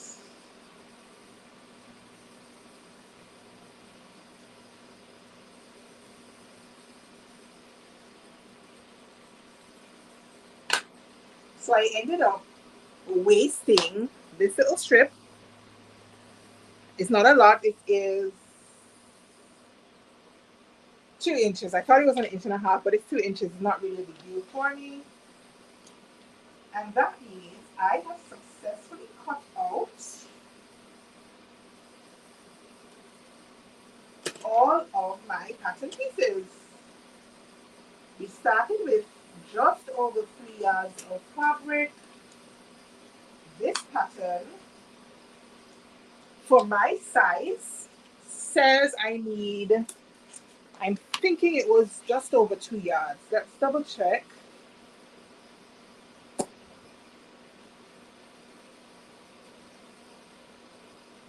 Two and 3/8 yards of fabric. That is what the recommendations say. This is how the scraps look.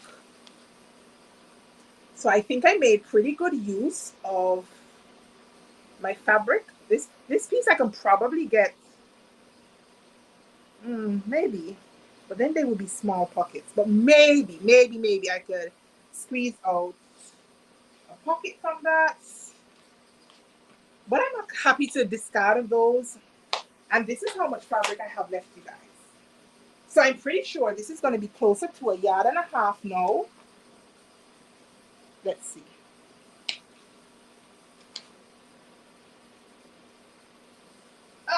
I was wrong. So this is like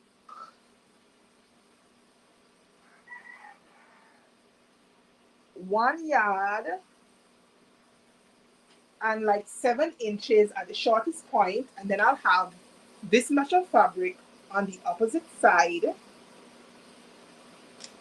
which is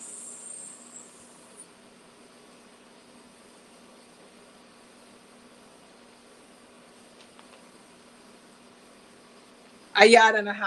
So 1.5 yards on the longest side, and I could get something cut out of this side for sure, and 1 yard and 7 inches on the shortest side. So I think I did pretty well with my fabric.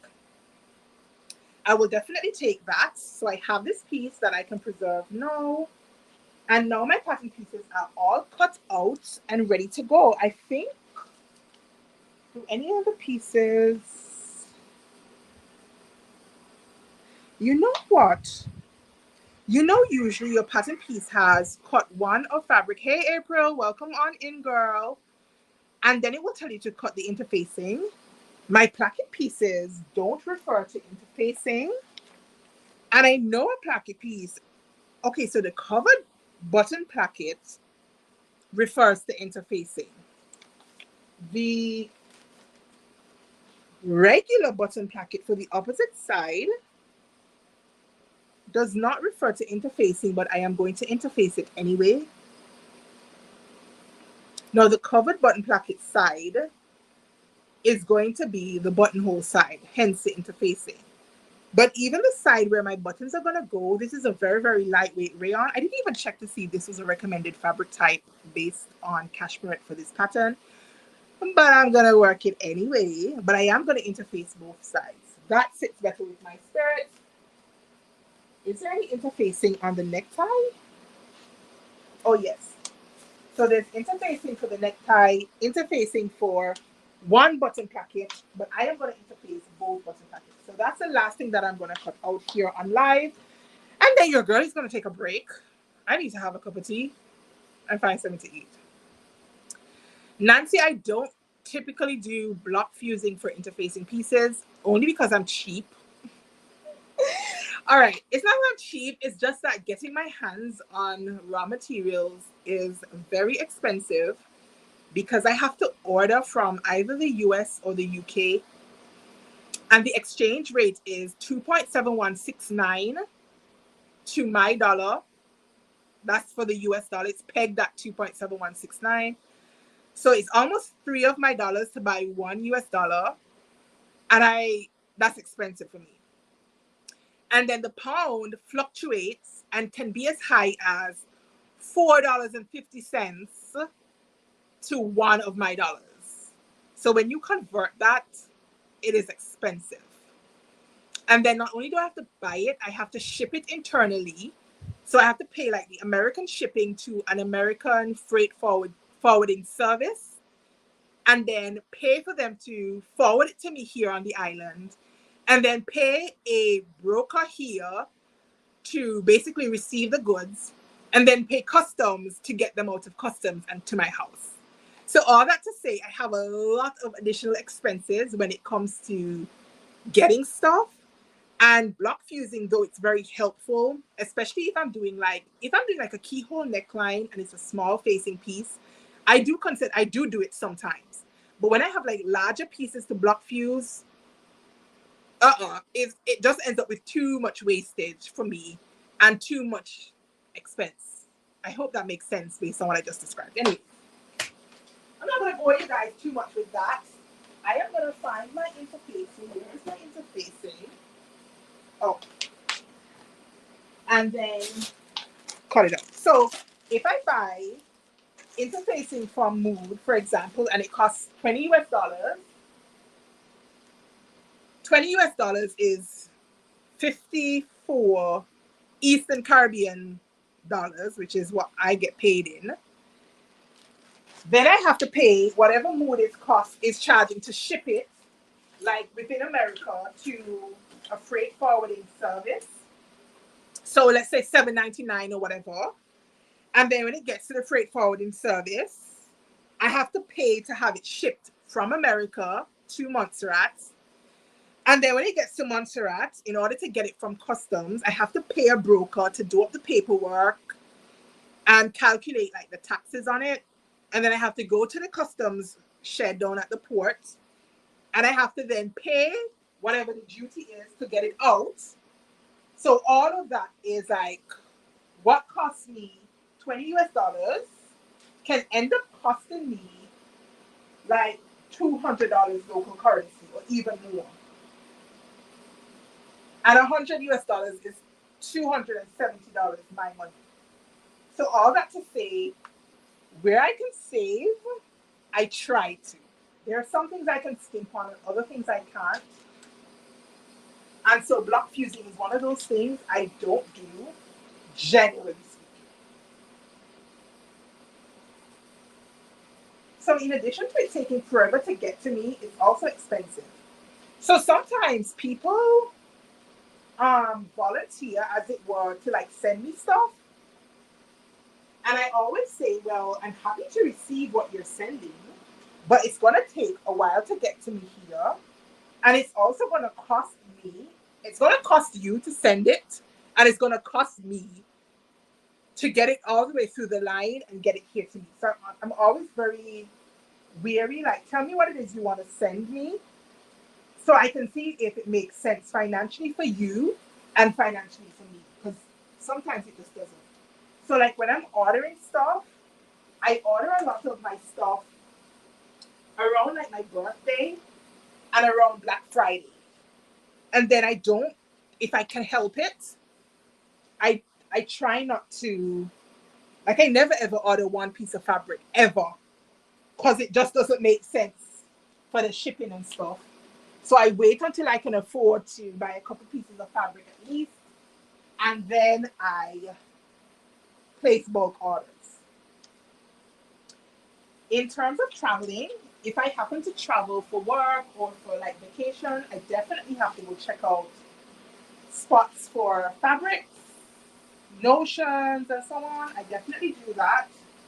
So if I make it to the States, I sometimes get to go to the States. I used to go more often, but again, everything has gone up, including prices of tickets.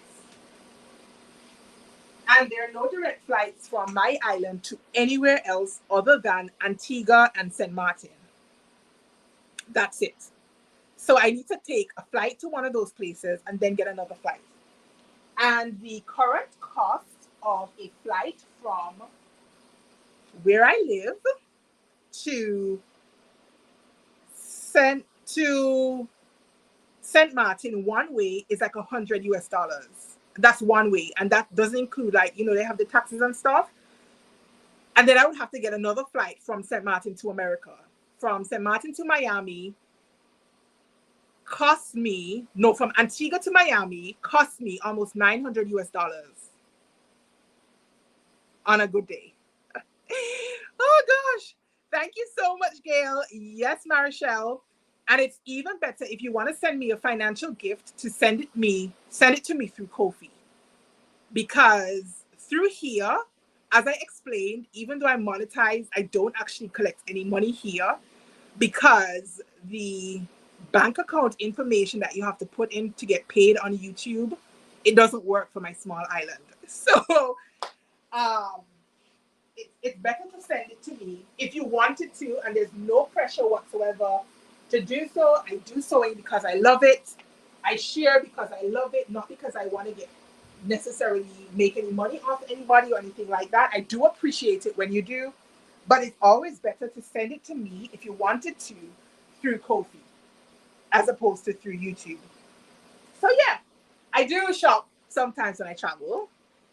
It is better to gift me money instead of products because even if it is, I'm going to buy the same thing that you intended. Say you wanted to gift me a pattern, for example, a physical pattern.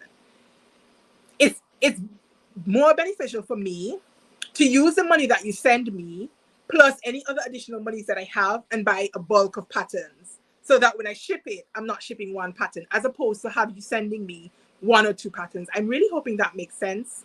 But again, there's no obligation. I want to make that clear. There is no obligation to send me anything, to gift me anything. I really, really do appreciate it when people do. But I just wanted you to know that it's not a requirement. I'm not here to get rich off of anybody. But I really, really, really do appreciate it. So thank you guys for your support, for watching me, and for gifting when you can. I really, really appreciate it. So yeah, all of that to say, I don't block views. What a long way for me to talk your ears off about why I don't block views. But yeah, that is why. Oops. All right, so I'm cutting out my interfacing now for my necktie area. Just like with my pattern pieces as well, I cut out my interfacing on grain. I'm not actually sure. Like in my mind, it does make a difference because I can see like the gray lines in this interfacing. But if anybody happens to know, do you know whether it is actually a requirement? Like, do I need to be cutting out my interfacing on grain? I think I do. Because if I have my interfacing on cross grain and then my facing on actual grain or something, does it impact the garment? Share your thoughts on that with me. I do. You mean there are commercials in the live? Why are there commercials in the live? Like, how do you even do that? Like, how do they even do that? Because normally in your actual YouTube videos, it would tell you where that they're going to put ads in. But how do you put an ad in a live? Anyway, what's pings? Do you shop pings? Pings. I don't know. Yep, fabric is heavy and it is costly. Nancy, the Ko-fi link is down below in the description box. So, right. So the money here, Gail, to answer your question, it goes, technically, it shows up that it has been paid to, or it's going towards my YouTube payment. All right. So I got monetized last year, October, I think. And then you can set your payout limit. So my payout limit was set to $1,000. So it wouldn't pay me anything until or unless I got to $1,000. And it took me over a year. And then after you get to the $1,000, they then go and double check all your ads or whatever, and they adjust the figure. So they did that. Oh, I've never been to Pings. When I lived in Jamaica, I didn't sew.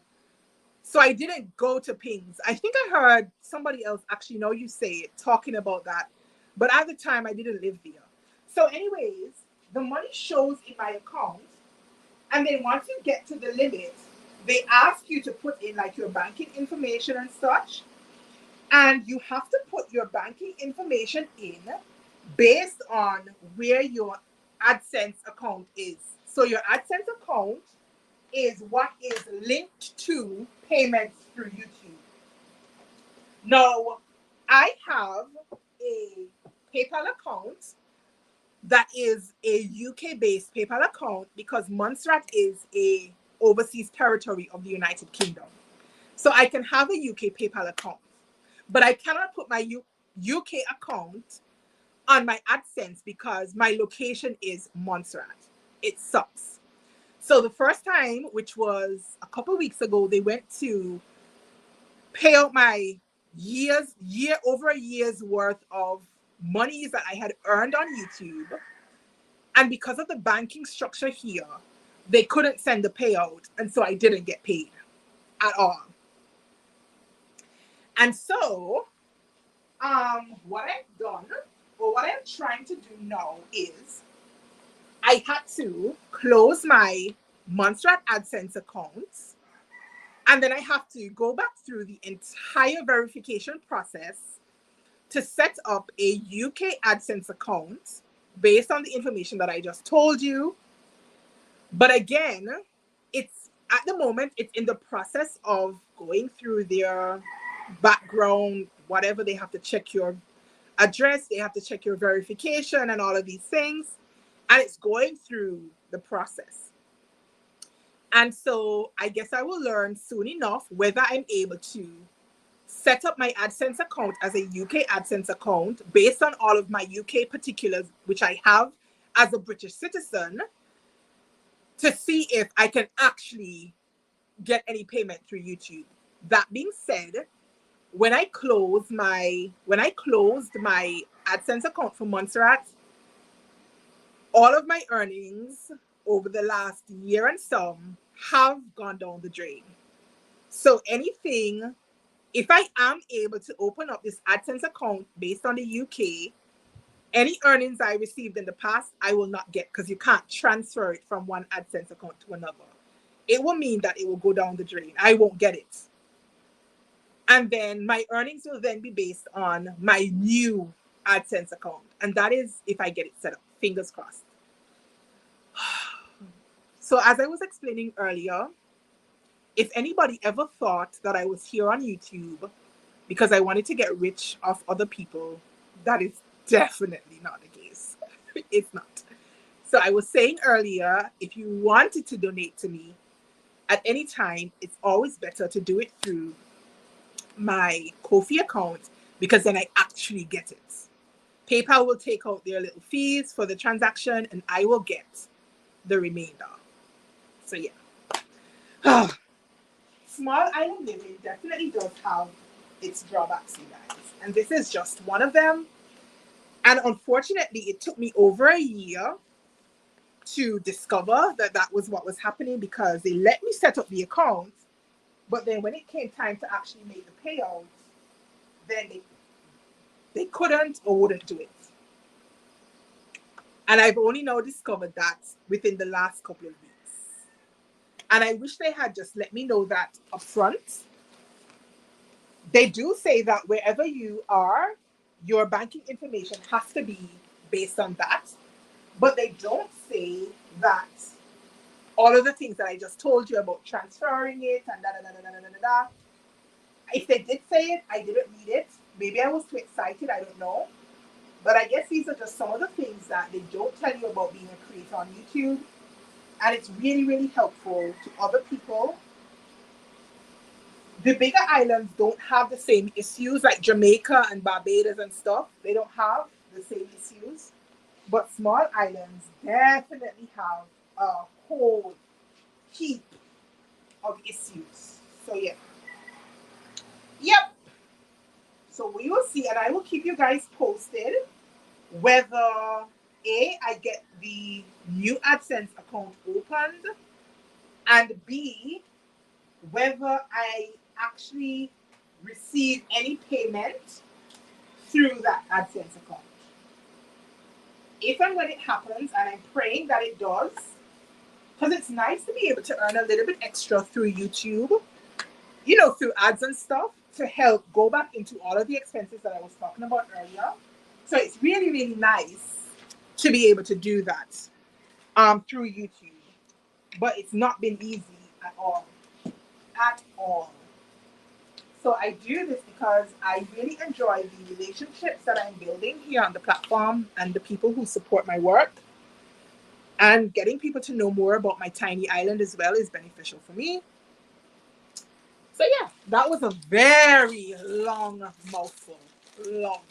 So sorry you guys going off on a tangent. Anyways, I have finished cutting out my interfacing. All of my pattern pieces have been cut out. I think the last thing I want to do before I take a break, and I'm going to do it now because otherwise, let's just move you forward a little bit. Otherwise, it's going to be too long to get me to do it. I am just going to interface my pieces. And once I've interfaced my pieces, then I will bid you guys farewell for now. And then I will take a break.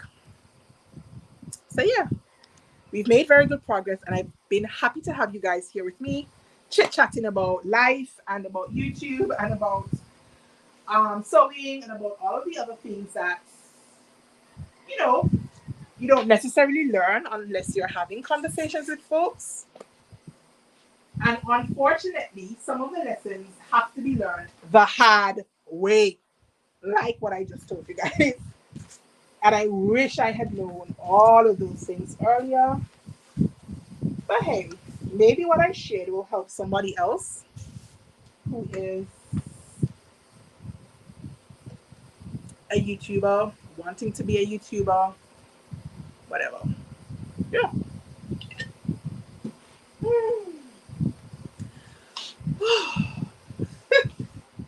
Now I'm getting hungry. But anyways, we're gonna interface my pieces. I guess like pieces like this that are shaped, I can see how block fusing would definitely help, just to make sure that the interfacing goes on nicely, that nothing ends up distorted. So I can definitely see the benefit of block fusing. But we're going to try it this way and see what works. And then I'm so proud of myself because all of my pattern pieces will be cut and prepped. And it will just be a matter of finding the time to sit down and sort this blouse. And then come back and share it with you guys, either in another live session, if I can squeeze one out, or in a pre-recorded. I feel like you guys are far from me. Let's see.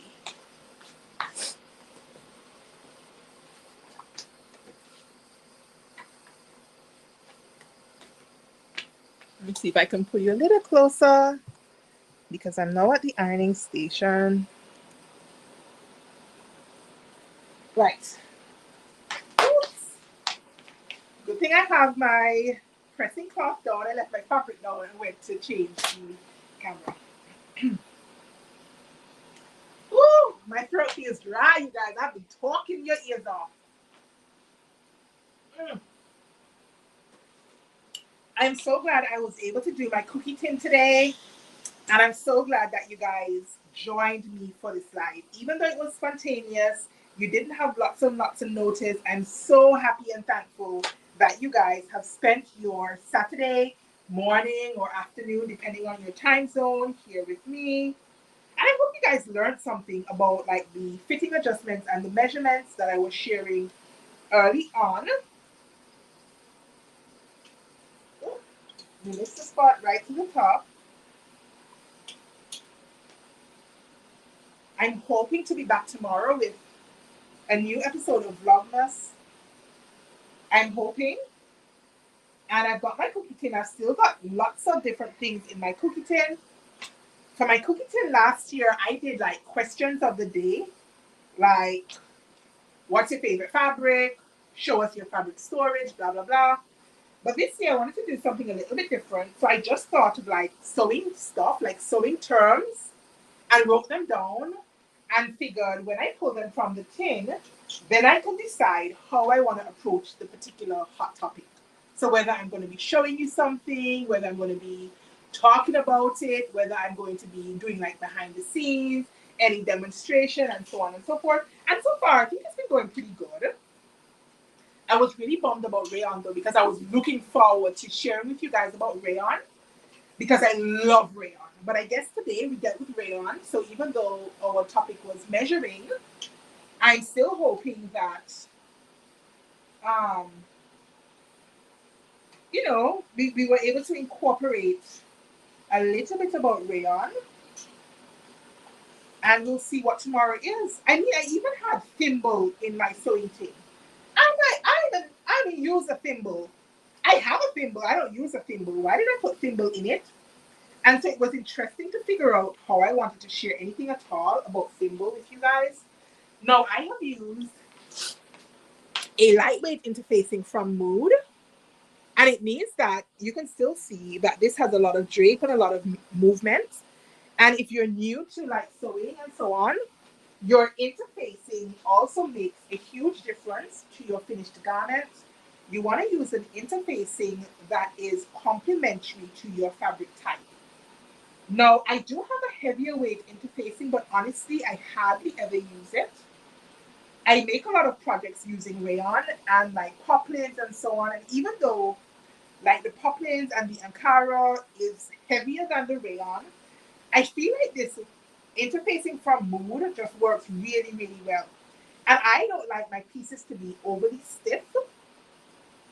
So I really, really like this interfacing. And it means that I can buy like 5 yards of this interfacing and use it throughout my projects rather than, smaller yardages of several different types of interfacing, if that makes sense. So this I find to be a very, very good interfacing. And I love that I can use it on even my heavier weight fabrics when I do use them. But I tend to use a lot of more lightweight fabrics like rayon. Let me scooch closer. Let me see what the comments are saying. Ooh, Trinidad! That means you can make roti. Ah, I love me some roti. And I love me some tamarind chutney. Oh, Trinidad! Yes, we love it. I'm glad you found the session to be educational and entertaining. That means I've done a good deed for today. Woo! And I myself am very, very happy because I got through all of the prep work in one go.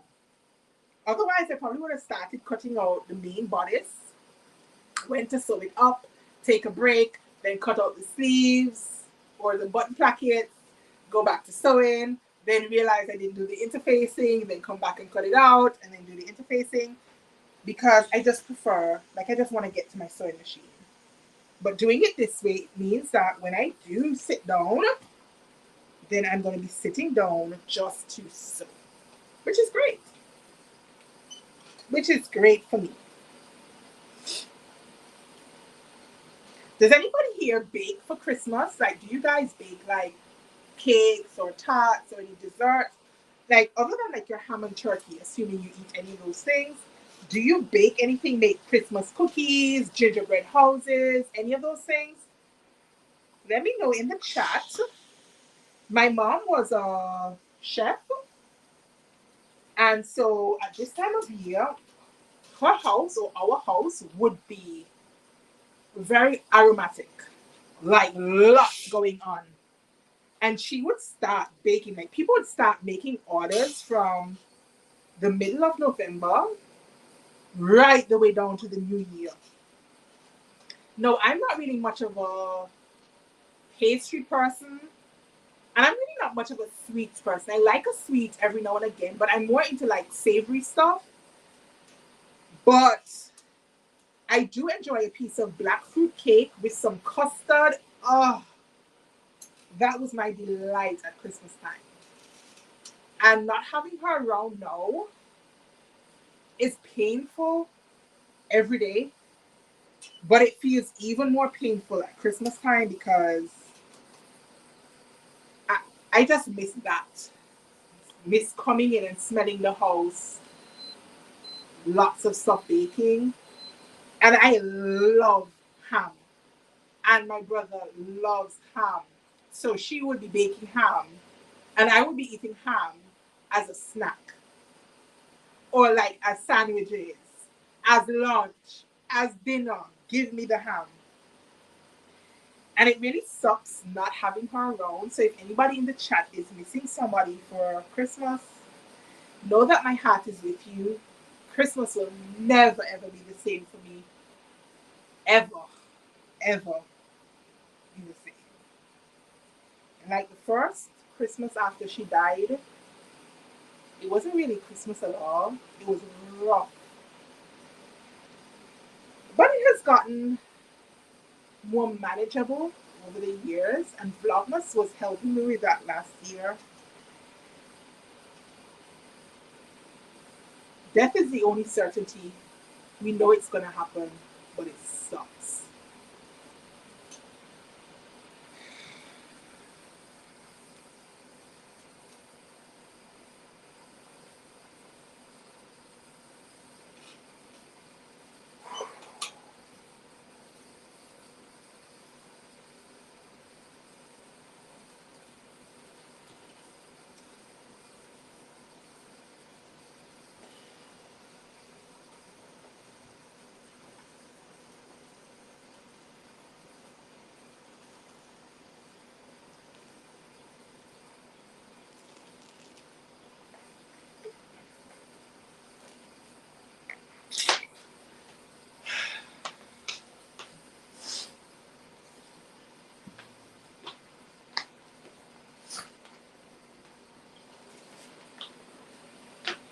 Oh, boy.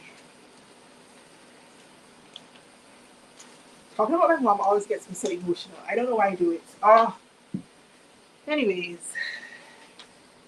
God must have known better. He must have had a plan. I'm not required to understand it. I'm not required to like it. It is what it is. Right, folks. Last piece, last piece, last piece.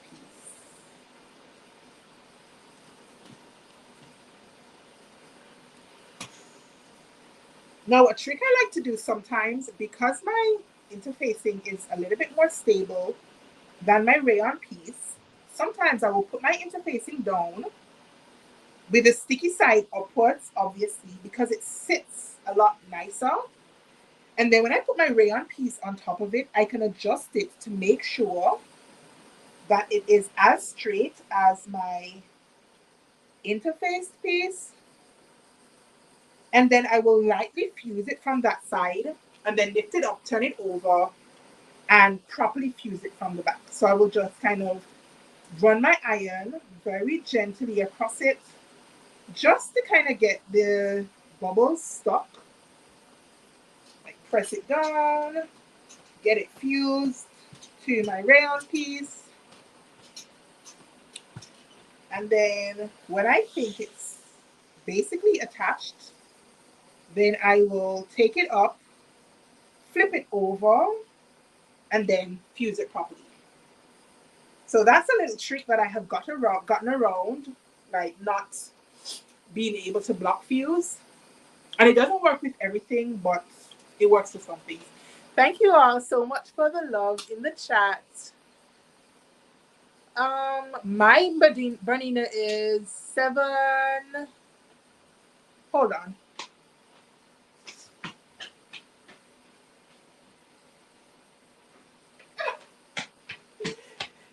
It's 720. So my Bernina is Bernina 720. And then my regular machine is a Singer Quantum. What is the number? 9960. And I've had my Singer Quantum for as long as I've been sewing. So 7.5-ish years. And she's still working. She's a really, really, really good machine. And I got a couple of those for the project that I was doing that I was telling you about teaching the kids, because I think it's a machine that they can grow into. And it's a machine that doesn't require a lot of maintenance, which is important for me because there's nobody who services machines locally either. And so when I need to get my machine serviced, I have to fly to the United States. And you can imagine how much of a hassle that is. So this machine is a good one. And when I bought mine, I bought it as a bundle and it cost me probably like 350 US 7 years ago. And that machine is now like 550 US dollars. So definitely inflation is killing us.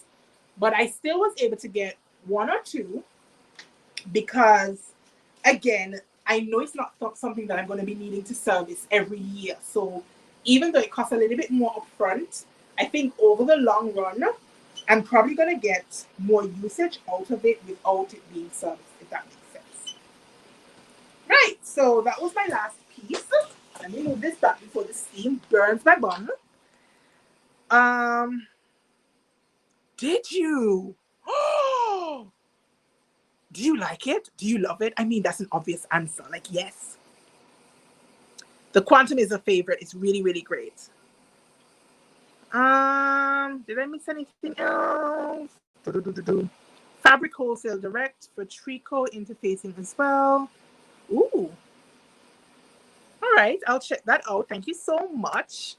Right, so I want to say thank you very much to all of you who have been kicking it with me for the last, how long have we been on? 2 hours and 46 minutes, almost 3 hours. Even if you did not join me from the start or you were only able to be here for a short while, I really, really appreciate you hanging out with me. I'm happy that you guys voted on this pattern for this fabric. And if I had finished making all of the adjustments to the pattern, I probably would have finished a little bit sooner. But we did have to make some adjustments on the live, and I'm glad I got to do that because today's cookie tin hot topic was measuring, so that came in quite handy. I'm hoping you guys learned something from me today, that you guys were entertained by me today, that you enjoyed the positivity in this space, you enjoyed meeting other creators in the chat. I really, really appreciate you being here. I appreciate you watching my videos. I appreciate any financial donations you send my way. Thank you guys so much for my second year on YouTube and for your continued support, your continued likes, shares, and comments, and for hanging out with me in the lives. So thank you guys so much for today. Make sure you keep an eye out for the making of this blouse. I might share some of it over on Instagram behind the scenes, but I'm definitely going to come back and share the finished product here on YouTube. Remember, you can find all of my ambassador codes, affiliate codes down below in the comment section, description section. And that means if you wanted to donate, but you wanted to have, something that you got as well, buying a pattern through my affiliate link means you get something and I get something back eventually through the affiliate process. So thank you guys so much. I appreciate you. I love you guys for kicking it with me. And I look forward to hanging out with you guys again very, very soon. Look out for Vlogmas tomorrow. I'm not sure what style it's going to take on tomorrow, but I'm hoping to have something up for your enjoyment. So until then, stay cool, stay calm, stay safe, and absolutely keep studying. Merry Christmas, season's greetings to all who celebrate. And I definitely think we're going to talk before Christmas Day, but just in case we don't, enjoy whatever the season has to offer with whomever you have around you. Make the best of it, and remember that the reason for the season is the birth of Jesus Christ, who came to save sinners